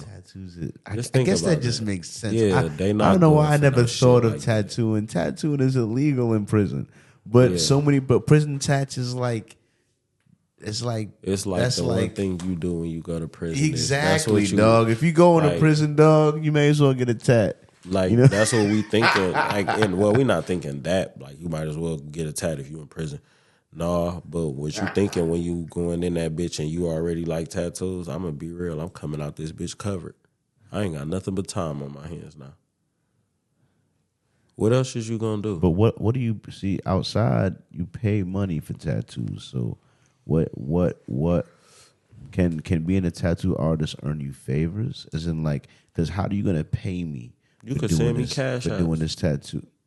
Damn, you really just gonna get money still? You could get money in prison, huh? Just get the money, huh? Send me my cash. I guess we put it on my commissary. But the crazy thing is, bro, we was sleeving niggas out for $100, bro. $150, $100, bro. You was getting a whole sleeve of tattoos. Whole sleeve. Like, out here, them $1,000 sleeves. $100 in prison. Okay. Wow. Yeah, I guess you need the bread more. Yeah. There's only so many arms in that it's prison. Currency in prison. Currency in prison is chips. Yeah, that's what I was going to say. Items that's worth money. Yeah. You feel me? All you going to do is go look at how much this worth. Oh, this a pack of meat. This bitch say $2.22. All right, I got 15 of these. You feel me? Boom, add that up. All right, boom. I got 10 bags of chips there, $1.97.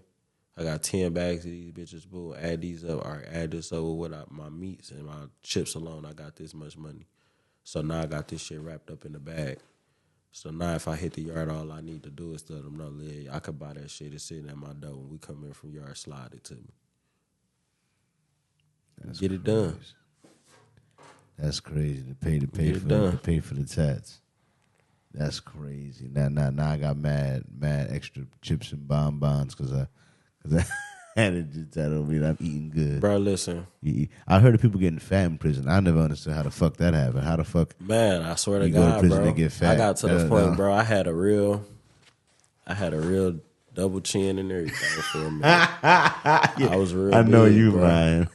I swear to God, it's on social media and everything. You got a little chubby, man, bro. I got real big, like.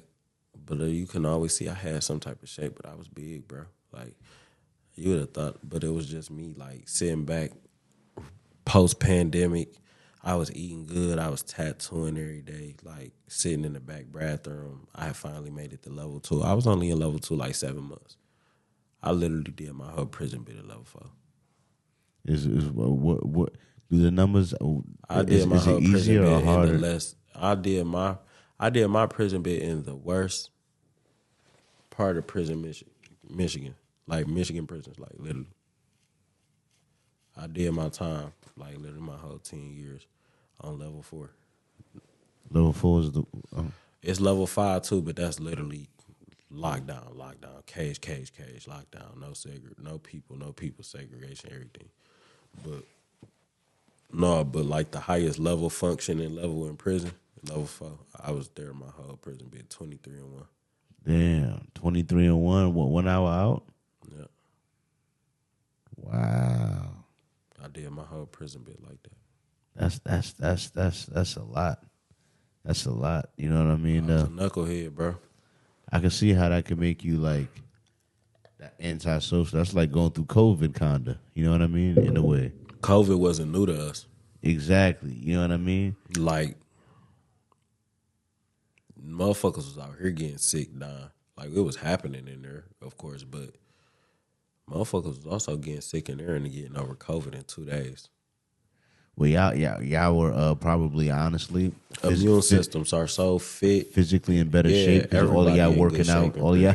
That's the thing. Everybody, even the people you think are fat are in shape. Yeah, they got a good amount of muscle on them. Believe that. No cap. Everybody working out to some degree in prison. That's you gotta think. Everybody. That's like getting a tat. That's like, listen, you went to prison and you ain't get a tat. You ain't built no muscle, bro. Y'all think that y'all be seeing niggas like working out Y'all think y'all will see a nigga working out in prison and think like that shit just he working out because he working out. I know I do. I'm working out because niggas I'm go to terrified. prison and be no niggas be gang members out here go to prison and be forced to work out. That's one of your rules to stay fit. If a war pop off on this yard, you gotta be fit to fight. Like from the second you walk in that bitch, you train to survive. Literally, from the second you walk in prison, from the second that door closed, you step off that bus, them shackles on your feet hurting like a fuck on your ankle. From the second that shit happened, bro, nigga, you in survival mode. Nigga, until however many years they let you out that bitch. But you need them to be as strong as you can just for yourself. Okay. As well. But that's but the idea of them forcing you and having you to, I mean, it's crazy. I mean, but it's only to their benefit to have the strongest people around them possible. Okay. That's probably why they doing it low key. The gangs, that workout shit literally don't come from just no motherfucking just niggas be feeling like they want to work out and be better people and get fit. No, a it's lot for of them protection. Niggas are That's being, what I would. Yeah, I was about to say a lot of them niggas are being forced to work out. A lot of them niggas are in jail for Would you protection. want to closer to you? No, I'm just bringing it up this way. So, all right, yeah, but a lot of them niggas in jail joined gangs, didn't have backbones.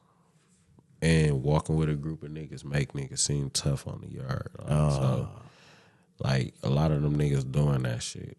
I wasn't running with no group of niggas. If I got into it with you, I was on your ass and your group of niggas' ass. Until y'all was sending me letters while I was in the hole that shit over with, or we was gonna take care of our business every time.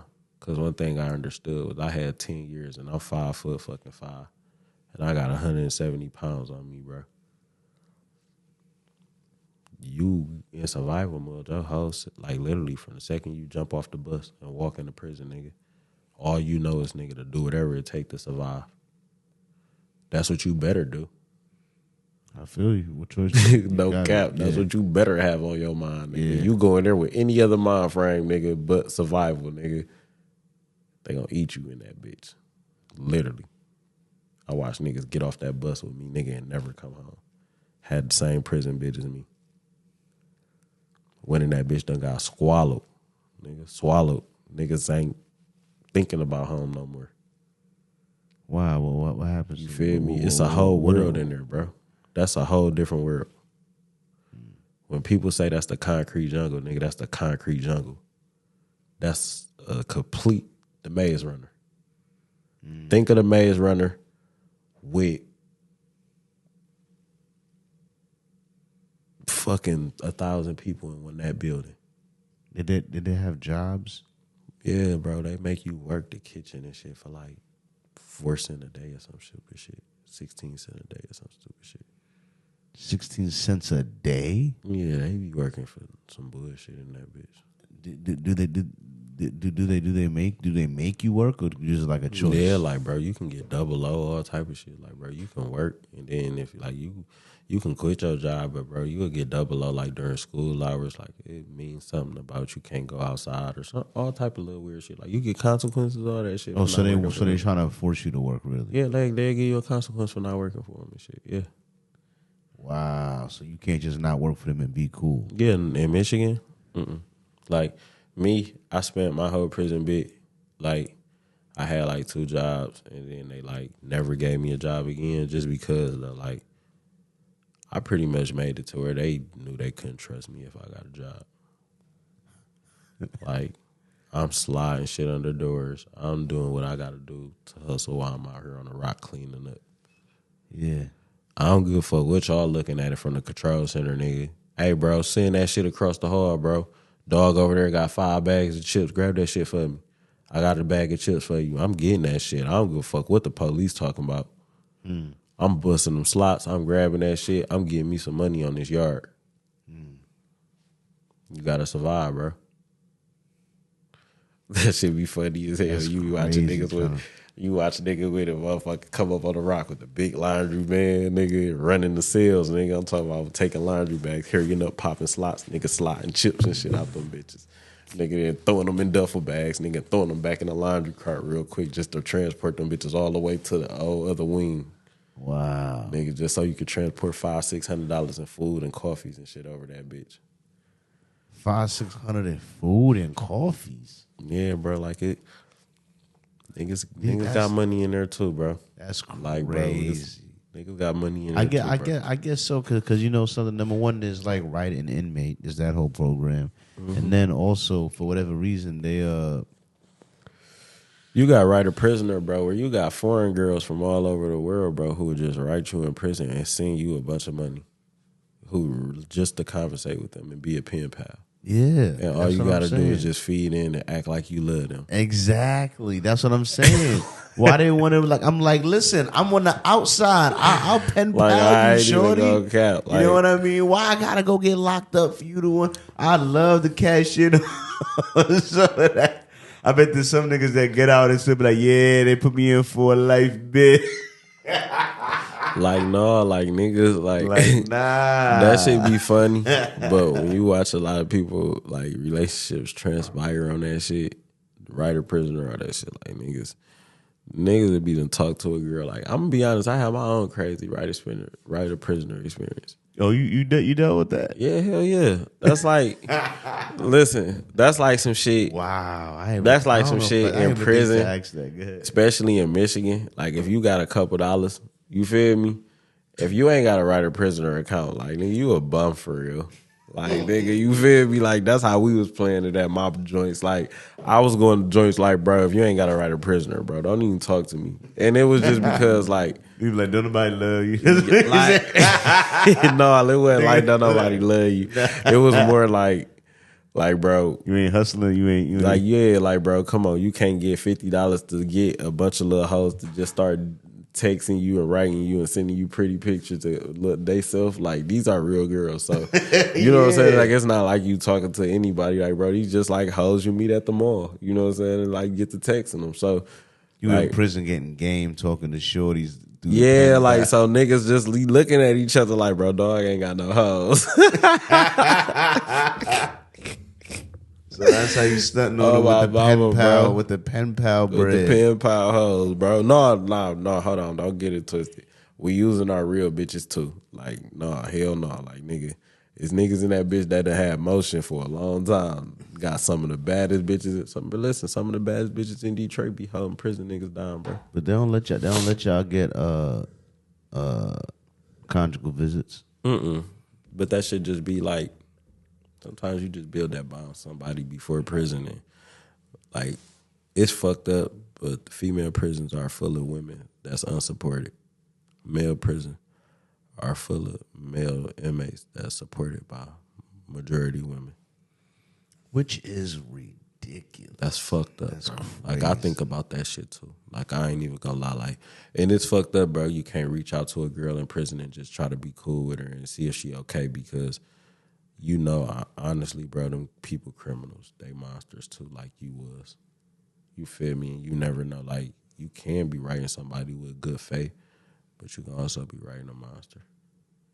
Your P.O. box on this shit, or your real address. Some people so stupid, they put their real address on mail. And you know, they fuck around and get out one day. They getting out one day. It ain't even just that. Like, bro, you just be done gave so much to somebody while they in jail, and they just conning you the whole time.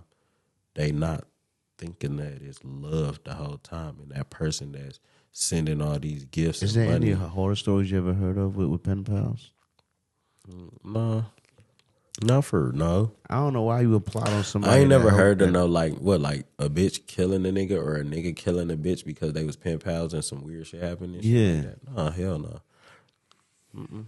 I bet it had to have happened at some point. I don't believe it have. I mean, you know how to find it? I can tell you how to find it. You gotta Google or YouTube, like, pen pal true crime. Crime pen pals. I'm pretty sure some shit like that happened. But it's the new Google, the new pen pal right here. Now, what I do know, they had the one young girl Who is I got one question for you. 1 second. I got a question for you. I just want to know, has there ever been any like murders linked to jail pen pals? Like pen pals of people, write a prisoner murder stories. Write a prisoner murder stories. This is the worst thing. I'm sorry. Stupid thing was supposed to work. Yes, there are cases where prisoner pen pal relationships have turned violent. For example, some convicted murderers, like Chris Watts, have maintained pen pal connections, and their unsettling stories reveal manipulation or dangerous dynamics. Additionally, there are true crime accounts of pen pal relationships that ended in violence or further crimes.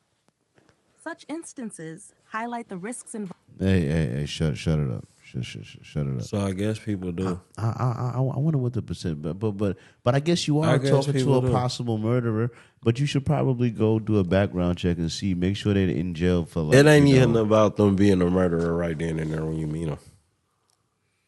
Huh? It's not about them being a murderer right there and there when you meet them.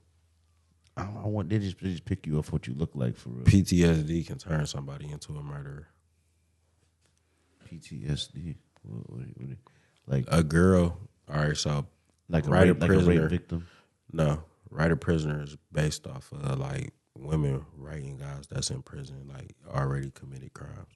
So yes, that person you start talking to may not be a murderer, but due to things that he encountered in prison and the PTSD that fuck with his mind, he can come out of prison and be fucked up in the head, actually commit a murder.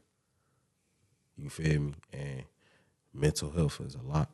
They don't help a lot of people coming from prison doing a whole bunch of time with mental health. You're letting somebody who was caged up in the fucking cage for X amount of years away from society back out on the streets. Regardless if that person seemed normal to you when he coming to talk to you, y'all supposed to follow up. Because if you don't, you potentially letting somebody very violent back on the street just because. And this person might think he got it all the way together. But you never know somebody triggers. Exactly.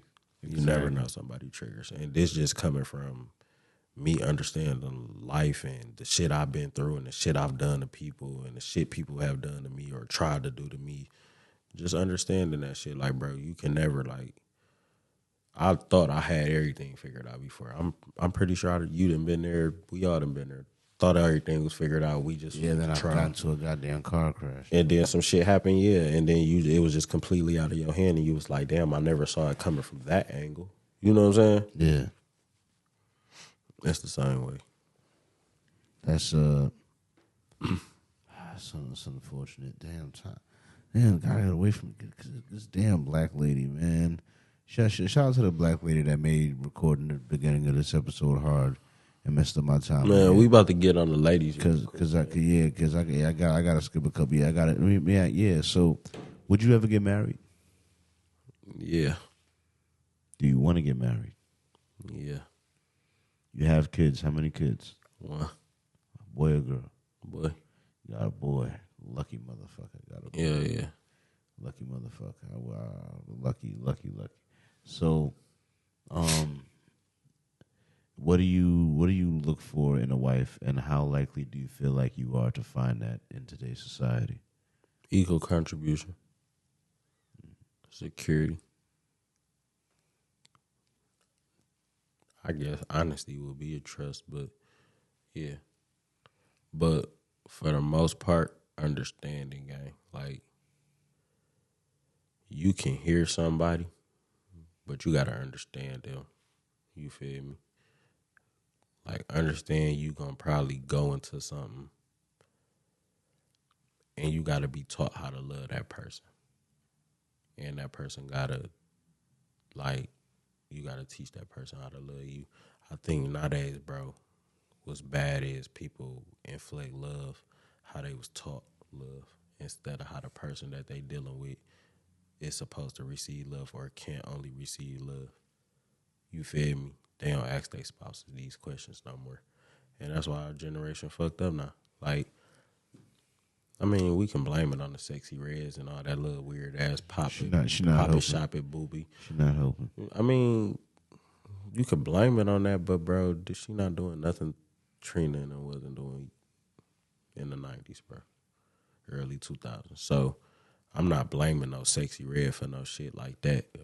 What I'm gonna say is it's our generation just based off of entitlement, laziness. I always go back to laziness. Women are more entitled to, I don't even know where that shit come from. They don't even feel like they gotta be in a relationship no more to just receive what relationship people supposed to receive. Yeah, like hell nah, they bugging with that. Like I don't know. Like I've literally seen girls post like shit that I know 100% that girl that's posting her nigga doing all this shit for her, like she worked, nigga, years probably done been with this nigga to get to that place. Why are you posting on your story that that's how a nigga gotta come to fuck with you? This girl just worked probably 4 or 5 years to get this shit.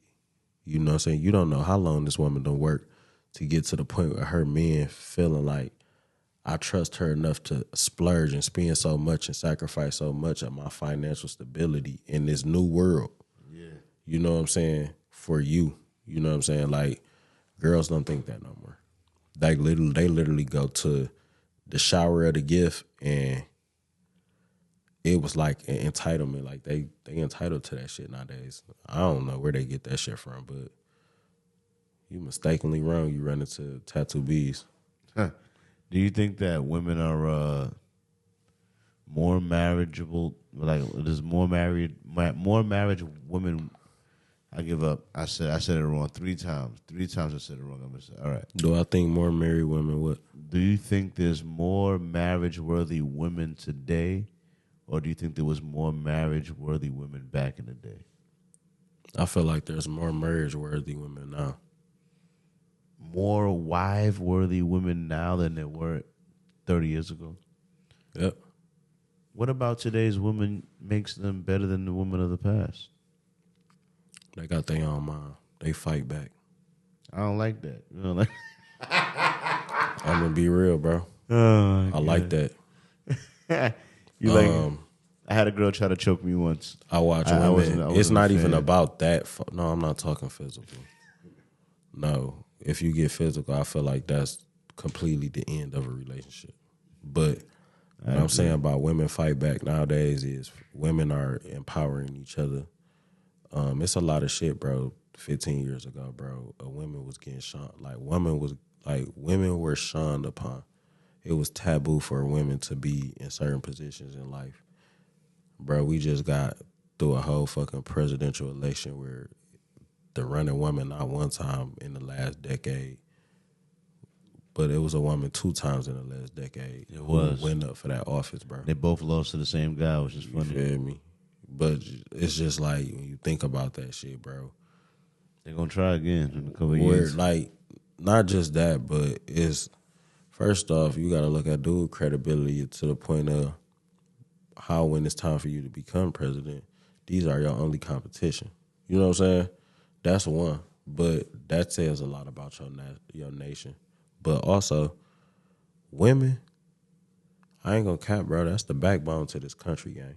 Like, me understanding life, bro, we ain't shit without no females. I ain't gonna lie. Everything we do every day, bro, is motivated by a bitch. No cap. Maybe indirectly, but I feel like most Indirectly, everything we do is motivated by a bitch. No matter literally from the second we come out of our mama's coochie, bro. The first thing we taste is coochie on our face. Oh my No, this is no weird shit. God. No, listen, no. This is no weird shit. This is what science has given us for real, bro. What we always, right about that. what we gravitate back towards, bro. What do we cherish in this world? What do we protect in this world? What do we hold upon to bear our children, gang? No cap, we hold on to a woman. Man, look at all the rich niggas in this world for real. The real rich niggas. Fuck these bitch-ass rap millionaire niggas. I'm talking about, bro, real rich people, billionaires. They all got wives. That should tell you a lot, bro. It's true. I don't know what else to tell you behind that. Why is all the people in real power in this world got wives? Because there's a whole lot of bitches that want that money. I know that's for sure. But also, Think about that, bro. they see the asset in having a wife, like the Women drive me in, bro. benefit. No cap. Listen, women, I don't know what it is about providing for a family. They stress us out, but you know something? We make money taking care of them, bro. For some reason, when we got to provide for a family, money start coming to us for some reason. Think about it. The minute that bitch and all them responsibilities walk out, a lot of that money we had and that motion we had going on is slow down too, because guess what? Shit, we get a little lazy too. We ain't even got nobody. We ain't even got a second mouth or a third mouth to feed. You feel me? We get the laying back, getting comfortable, getting fat again. You feel me? Fuck it, you know what I'm saying? I get out the house tomorrow. They do say that married men bro. outlive single men. It's a fact. And Like no cap, bro. I never thought of the fact that that pressure. A married man gotta get up. A single man ain't gotta get up. Yeah. A married man, he don't have a choice. Like nigga, a married man don't have a choice in this shit. Yeah. It's like I said, you go to prison, you walk in that bitch, you got one mind frame. You gotta have only one mind frame, survival. It's like when you go into a marriage and when you say them vows, nigga, you got one mind frame after that. Nigga, survival for me and this family. Person that's holding my hand and about to give me this kiss. This is who I'm surviving for now. So, hell yeah, bro. Like, no cap. I love the fact women fight now. They got empowerment. Like, nigga, I love that shit because I don't want no weak bitch around me. No, I don't want I ain't gonna lie to you, bro. A weak bitch will allow a man to manipulate her. A weak bitch will allow a man to pull her away from her children, pull her away from her family. I don't need a bitch. I don't want weak bitches around. I love that women are getting stronger. I ain't gonna cap to you. That mean if you pay attention to our kids, yeah, you could say we got these wild ass social media drill kids right now, but we also got the most young black entrepreneurs we've ever had in our life. Yeah, I think so. I think that's true. I'm talking about young black entrepreneurs. I'm talking about kid entrepreneurs. We have the most we've ever had, bro. So, and a lot of this shit is coming from women. And these young drill niggas that people don't like, I'm gonna be honest, they are in the households of their children. They don't have a choice. They scammers. Like I'm being real with you, watching these young niggas in the hood, bro. They raising their kids, dog. Like they in the streets full-fledged raising their children, bro. They trying.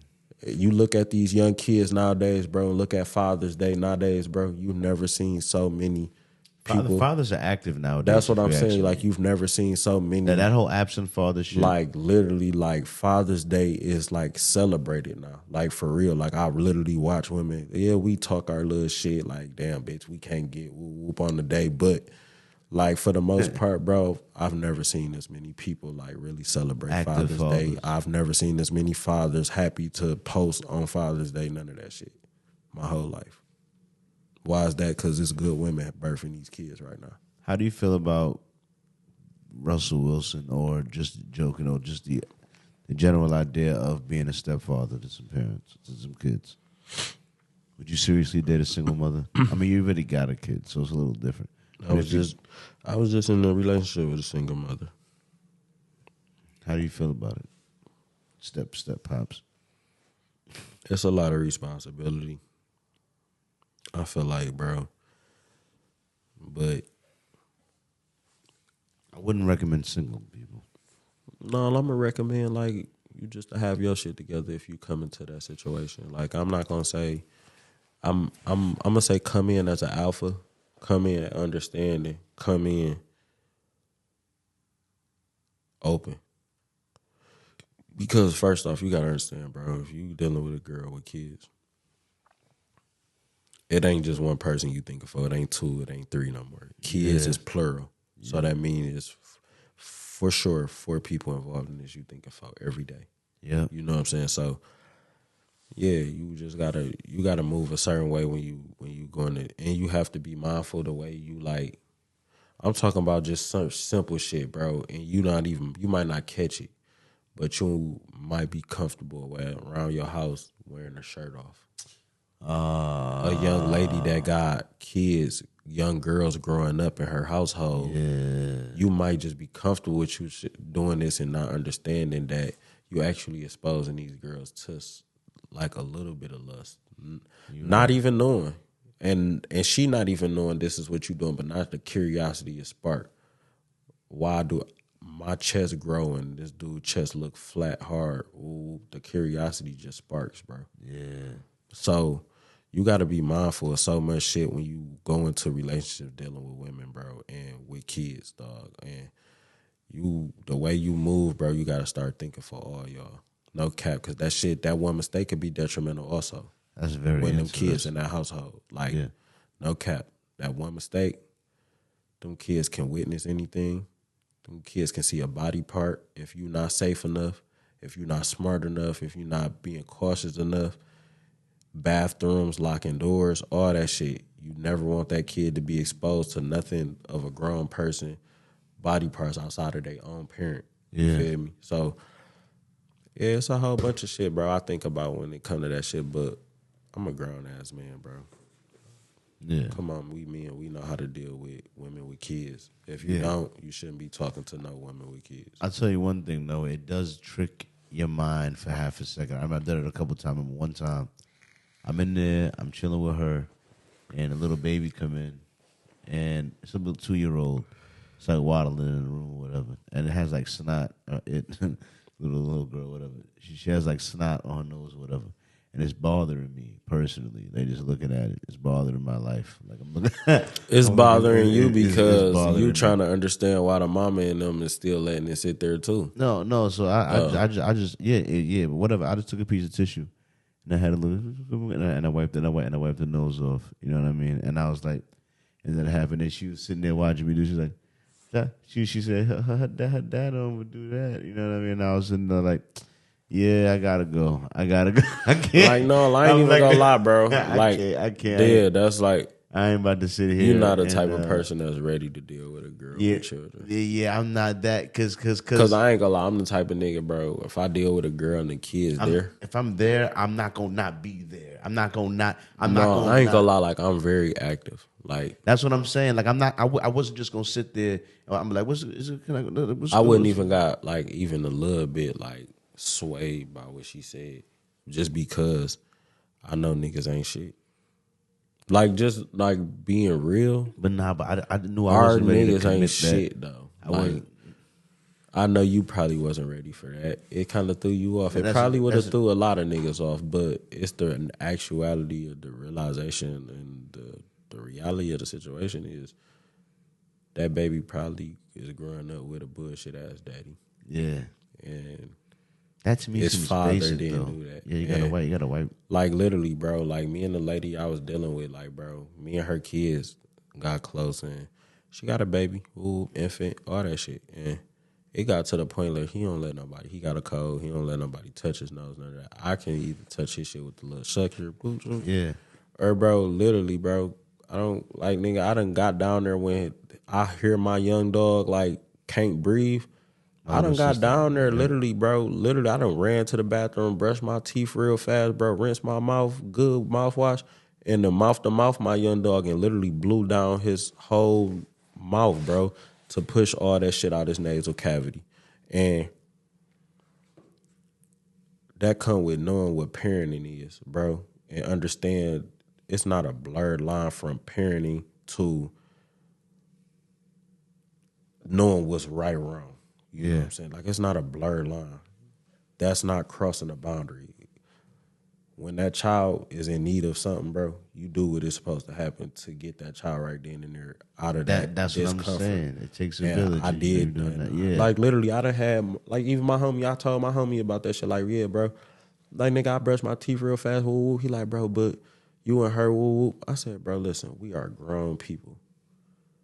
Like, nigga, fuck all the weird shit, bro. When you dealing with kids and y'all parents, bro, you not thinking of the kid-ass shit that people think about, like kid-ass weird shit. And only kids think of weird-ass shit when it comes to shit like that. Like, nah, but this kid, you can't have this kid suffering in my presence. You know what I'm saying? I love children, bro. When I can Them put my it, niggas, dog. I fuck not with when the I can babies. put a stop to it. Yeah, that's The what I'm babies saying. be like the most like They so innocent, like they it ain't even the kids. innocence, dog. It's the raw, uncut, the emotionless shit. Like it be the moments of that 5-6-year-old like walking in and seeing that one uncle or cousin that everybody in the family know this cousin smell funny. The kid has no filter. The kid will say, "Ugh, you stink." You feel me? Like shit like that. Whole house Keep it bust at up 100. last week because like kids Like, have your no breath filter, stink. bro. A little kid say, Like because your the breath kid stink. don't understand what they saying, but they keeping it so honey. Bro, me, I fuck with the babies.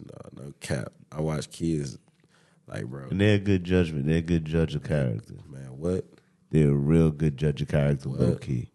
You know what I mean? Because a little kid is gonna look you in your eyes. See, an adult, some adults might avoid eye contact. I tell one any thing girl, about little kids, they do not avoid. They look right into your fucking soul. Any woman, look, I'm saying this on your pod. Listen, I'm saying this on your podcast, my boy. Like on my life, my nigga. I'm saying this on your podcast, bro. For all the single mamas out there, bro. If you bring a nigga around your child and your child doesn't like this nigga after the second or third time meeting him, that man is not supposed to be in your house. I don't care what you think. I agree. I don't care how much you like this nigga. Trust your child judgment. I don't care what nobody say. If your child shows you any discomfort with any man in your house, any soul in your house, it don't matter if it's your cousin, any soul outside of the people, immediate family in that house, don't allow them people in your house. Trust me. I know what I'm saying. I've seen it a million times. Kids are never wrong with that type of shit. No, I don't know how. I don't know they what. They could see. Like and they literally, bro, kids get an energy off a human being, bro, and they know the genuineness off a person, bro. Because you know what a kid can catch that can't nobody catch. When a kid can't express everything, they can catch body language. Mm-hmm. When a kid can't express everything to you, and that kid got to shut the fuck up, that kid catching facial expressions, coldness, all that shit coming off that other person. A kid catches that. That shit you ain't catching, them side eyes, them babies staring and catching all that shit, my nigga. Mm-hmm. No cap. Like, them babies catch all that shit. They be staring, they be catching. Oh, my mama, nigga, them kids catch that shit, dog. They be looking right at you. And kids know, like, kids be knowing, my nigga. So I always say, women, go with your child judgment. I don't care who it is. I don't give a fuck how much you love a person. If your children say they don't want that person around, that person ain't supposed to be in your life, 100%. Your child sees something that's going to happen before you see it. Especially when they're young. Especially. Children know. Like, even if your infant baby, if you bring a nigga around an infant and your baby cry every time they get in their hands, get away from them every time they get in their hands, look at them crazy, your child show any of them signs, get away from that nigga. I'm telling you. No cap. That's God telling you through your baby, this man is not the right person. He could potentially hurt your child. He have no regret.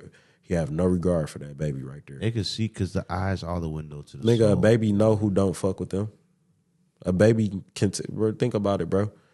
When a child is growing up and the child learn how to crawl, as time come up in that household and that child learn how to crawl, they gravitate and crawl towards the people who show them that attention and that affection that they know 100% babies need.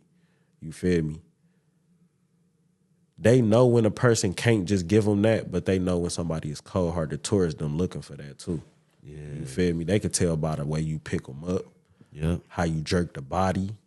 Man, babies feel that shit, my nigga. The care, the tenderness. I'm telling you, bro, the way you put that pacifier in their mouth, how fast you put that bottle up to them, babies catch all that shit, bro. Like, babies catch that shit, dog. The energy. That energy is real. They feel it with the gas. That's amazing. It's really true. It's very, very true. So, all right, in close, if every episode is a time capsule, if you had to give your 20-year-old self any advice, what would you tell him? My 20-year-old self?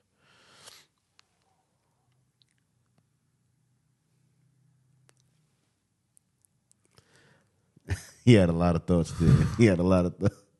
Shit. My 20-year-old self, I'll tell myself, bro, keep your head down. Keep it down, but keep it up. Tunnel vision. Don't get sidetracked by the negative influence of where your circumstances, your current circumstances were. At that time, at 20, I was a year into I was about to start the fresh start of a 10 and a half year sentence, bro. At 20. Yeah, so it's like telling myself back in hindsight at 20 years old, bro, you strong. I guess that's the best I can say. Like, you strong, bro. You got it. Because I probably was at, like, my lowest, like, thinking. Like, I wasn't making it out of prison. I mean, going in at 20, 10 years down the line, you ain't looking at 10 years down the line. You thinking, I got options in this bitch, too. Yeah. You're not sure if you're going to make it all the way through. I'll probably kill a nigga. He killed me. Something going to happen. You know what I'm saying? But, yeah. You know what I'm saying? That's where your decisions come. You got to start making decisions. You got to start getting closer to God. Them people that's on that phone, that pick up that phone, collect them calls for you. You got to get closer to them. You got to get closer to them, boy. Because, listen, only thing close you got to a family, nigga, is through a wire. Like, no cap. Only thing you got, anything familiar to you and who you used to be, nigga, is through a wire. Nigga, a voice. You got to hold on to that shit, nigga. Yeah. Everything you talk about on that phone, nigga, with your progression in your life, nigga, you got to get off that phone and have that shit 24 hours running through your mind with every nigga you encounter. Because every nigga you encounter, that shit can go left. Every single person. You talking about 2,000 plus niggas on the yard. It can go left at any second. And you got to be the nigga on quick on judgment. Because if not, that shit could be your life. Just keep your head down. Damn. You got to keep your shit down, but keep your shit up at the same time. But the only way you make it out of prison with your head down, bro. You don't make it out of prison with your head up. You can make it out of prison, stand up, a head up ass nigga, but you don't make it out of prison with your head up. Any nigga walk through that bitch bullheaded with your head up, bro, you not coming out of prison. I don't care how tough these rap niggas seem. How tough these kingpin niggas seem. Their head was down, they was humble in prison. Out here, they might be anybody to us. Them niggas head down, they was humble in prison. Trust me. I bet this 100% any nigga that you talk to in prison. All these tough ass niggas out here trying to live a life to get in there where them niggas at. Them niggas, every single one of them niggas, like real street niggas will tell you 100%, I will give anything to trade these young niggas right now. They ain't never seen this much money back in the day. They ain't never had the shit these young niggas got. They ain't never had electronics. A whole fucking game where it tells got a whole real world inside of a game. Yeah. These old niggas ain't never had that. They love hearing these stories. You know what helped these old niggas that got life in prison, bro? You know what keep them niggas going? It's about to fuck you up, dog. Seeing young niggas come in with life bits and telling them the story of their case. That's what's keeping people in there. That's what keep old niggas going in prison that already got life bits. Is hearing from the young dudes. It's hearing what's going on out there in the streets and how they caught their life bits. Because why? It keep a trend of storytelling and glorifying going.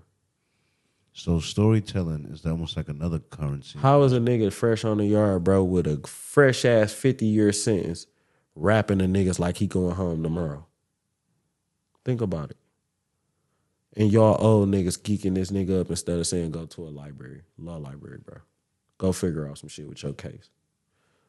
That's because they feeding off the young niggas that's coming to prison because they want to hear the shoot 'em up bang bang stories of the raps they hearing, Little Dirk and them songs that they hearing on tablets. They ain't gonna never see these niggas. They ain't gonna never get to watch real videos of Little Dirk, you know. All they hear is the song that's on their tablet and these young niggas coming in telling the stories of who killing who on the rock or who on the streets, or how they caught ops on Linwood, or caught another op in the Brewsters, or caught one on Schoolcraft. That's all them old niggas sit back doing, bro. They sitting back listening, waiting for young niggas, and then they literally live their life off of young niggas telling them stories about killing each other until they die. And guess what? The next one up in line is one of them young niggas who was telling him them shoot 'em up bang bang stories. That cycle just gonna continue. It's terrible. But yeah, man. Listen, I thank you very much for coming on the pod, man. You did. It was a very great episode. You know what I'm saying? Does anybody want to shout out before we go? Anybody want to shout out real quick? Man, follow me on Instagram, man. Book a session, man. Book a session. Y'all fuck with me, man. Book a session, bro. Straight up. I got a nice one. You know what I say to you guys all the time, man. There's a lot of places your ears could be. I'm honored they chose to be with me. When in doubt, use calm honesty to express your vision. And most of all, thanks for listening.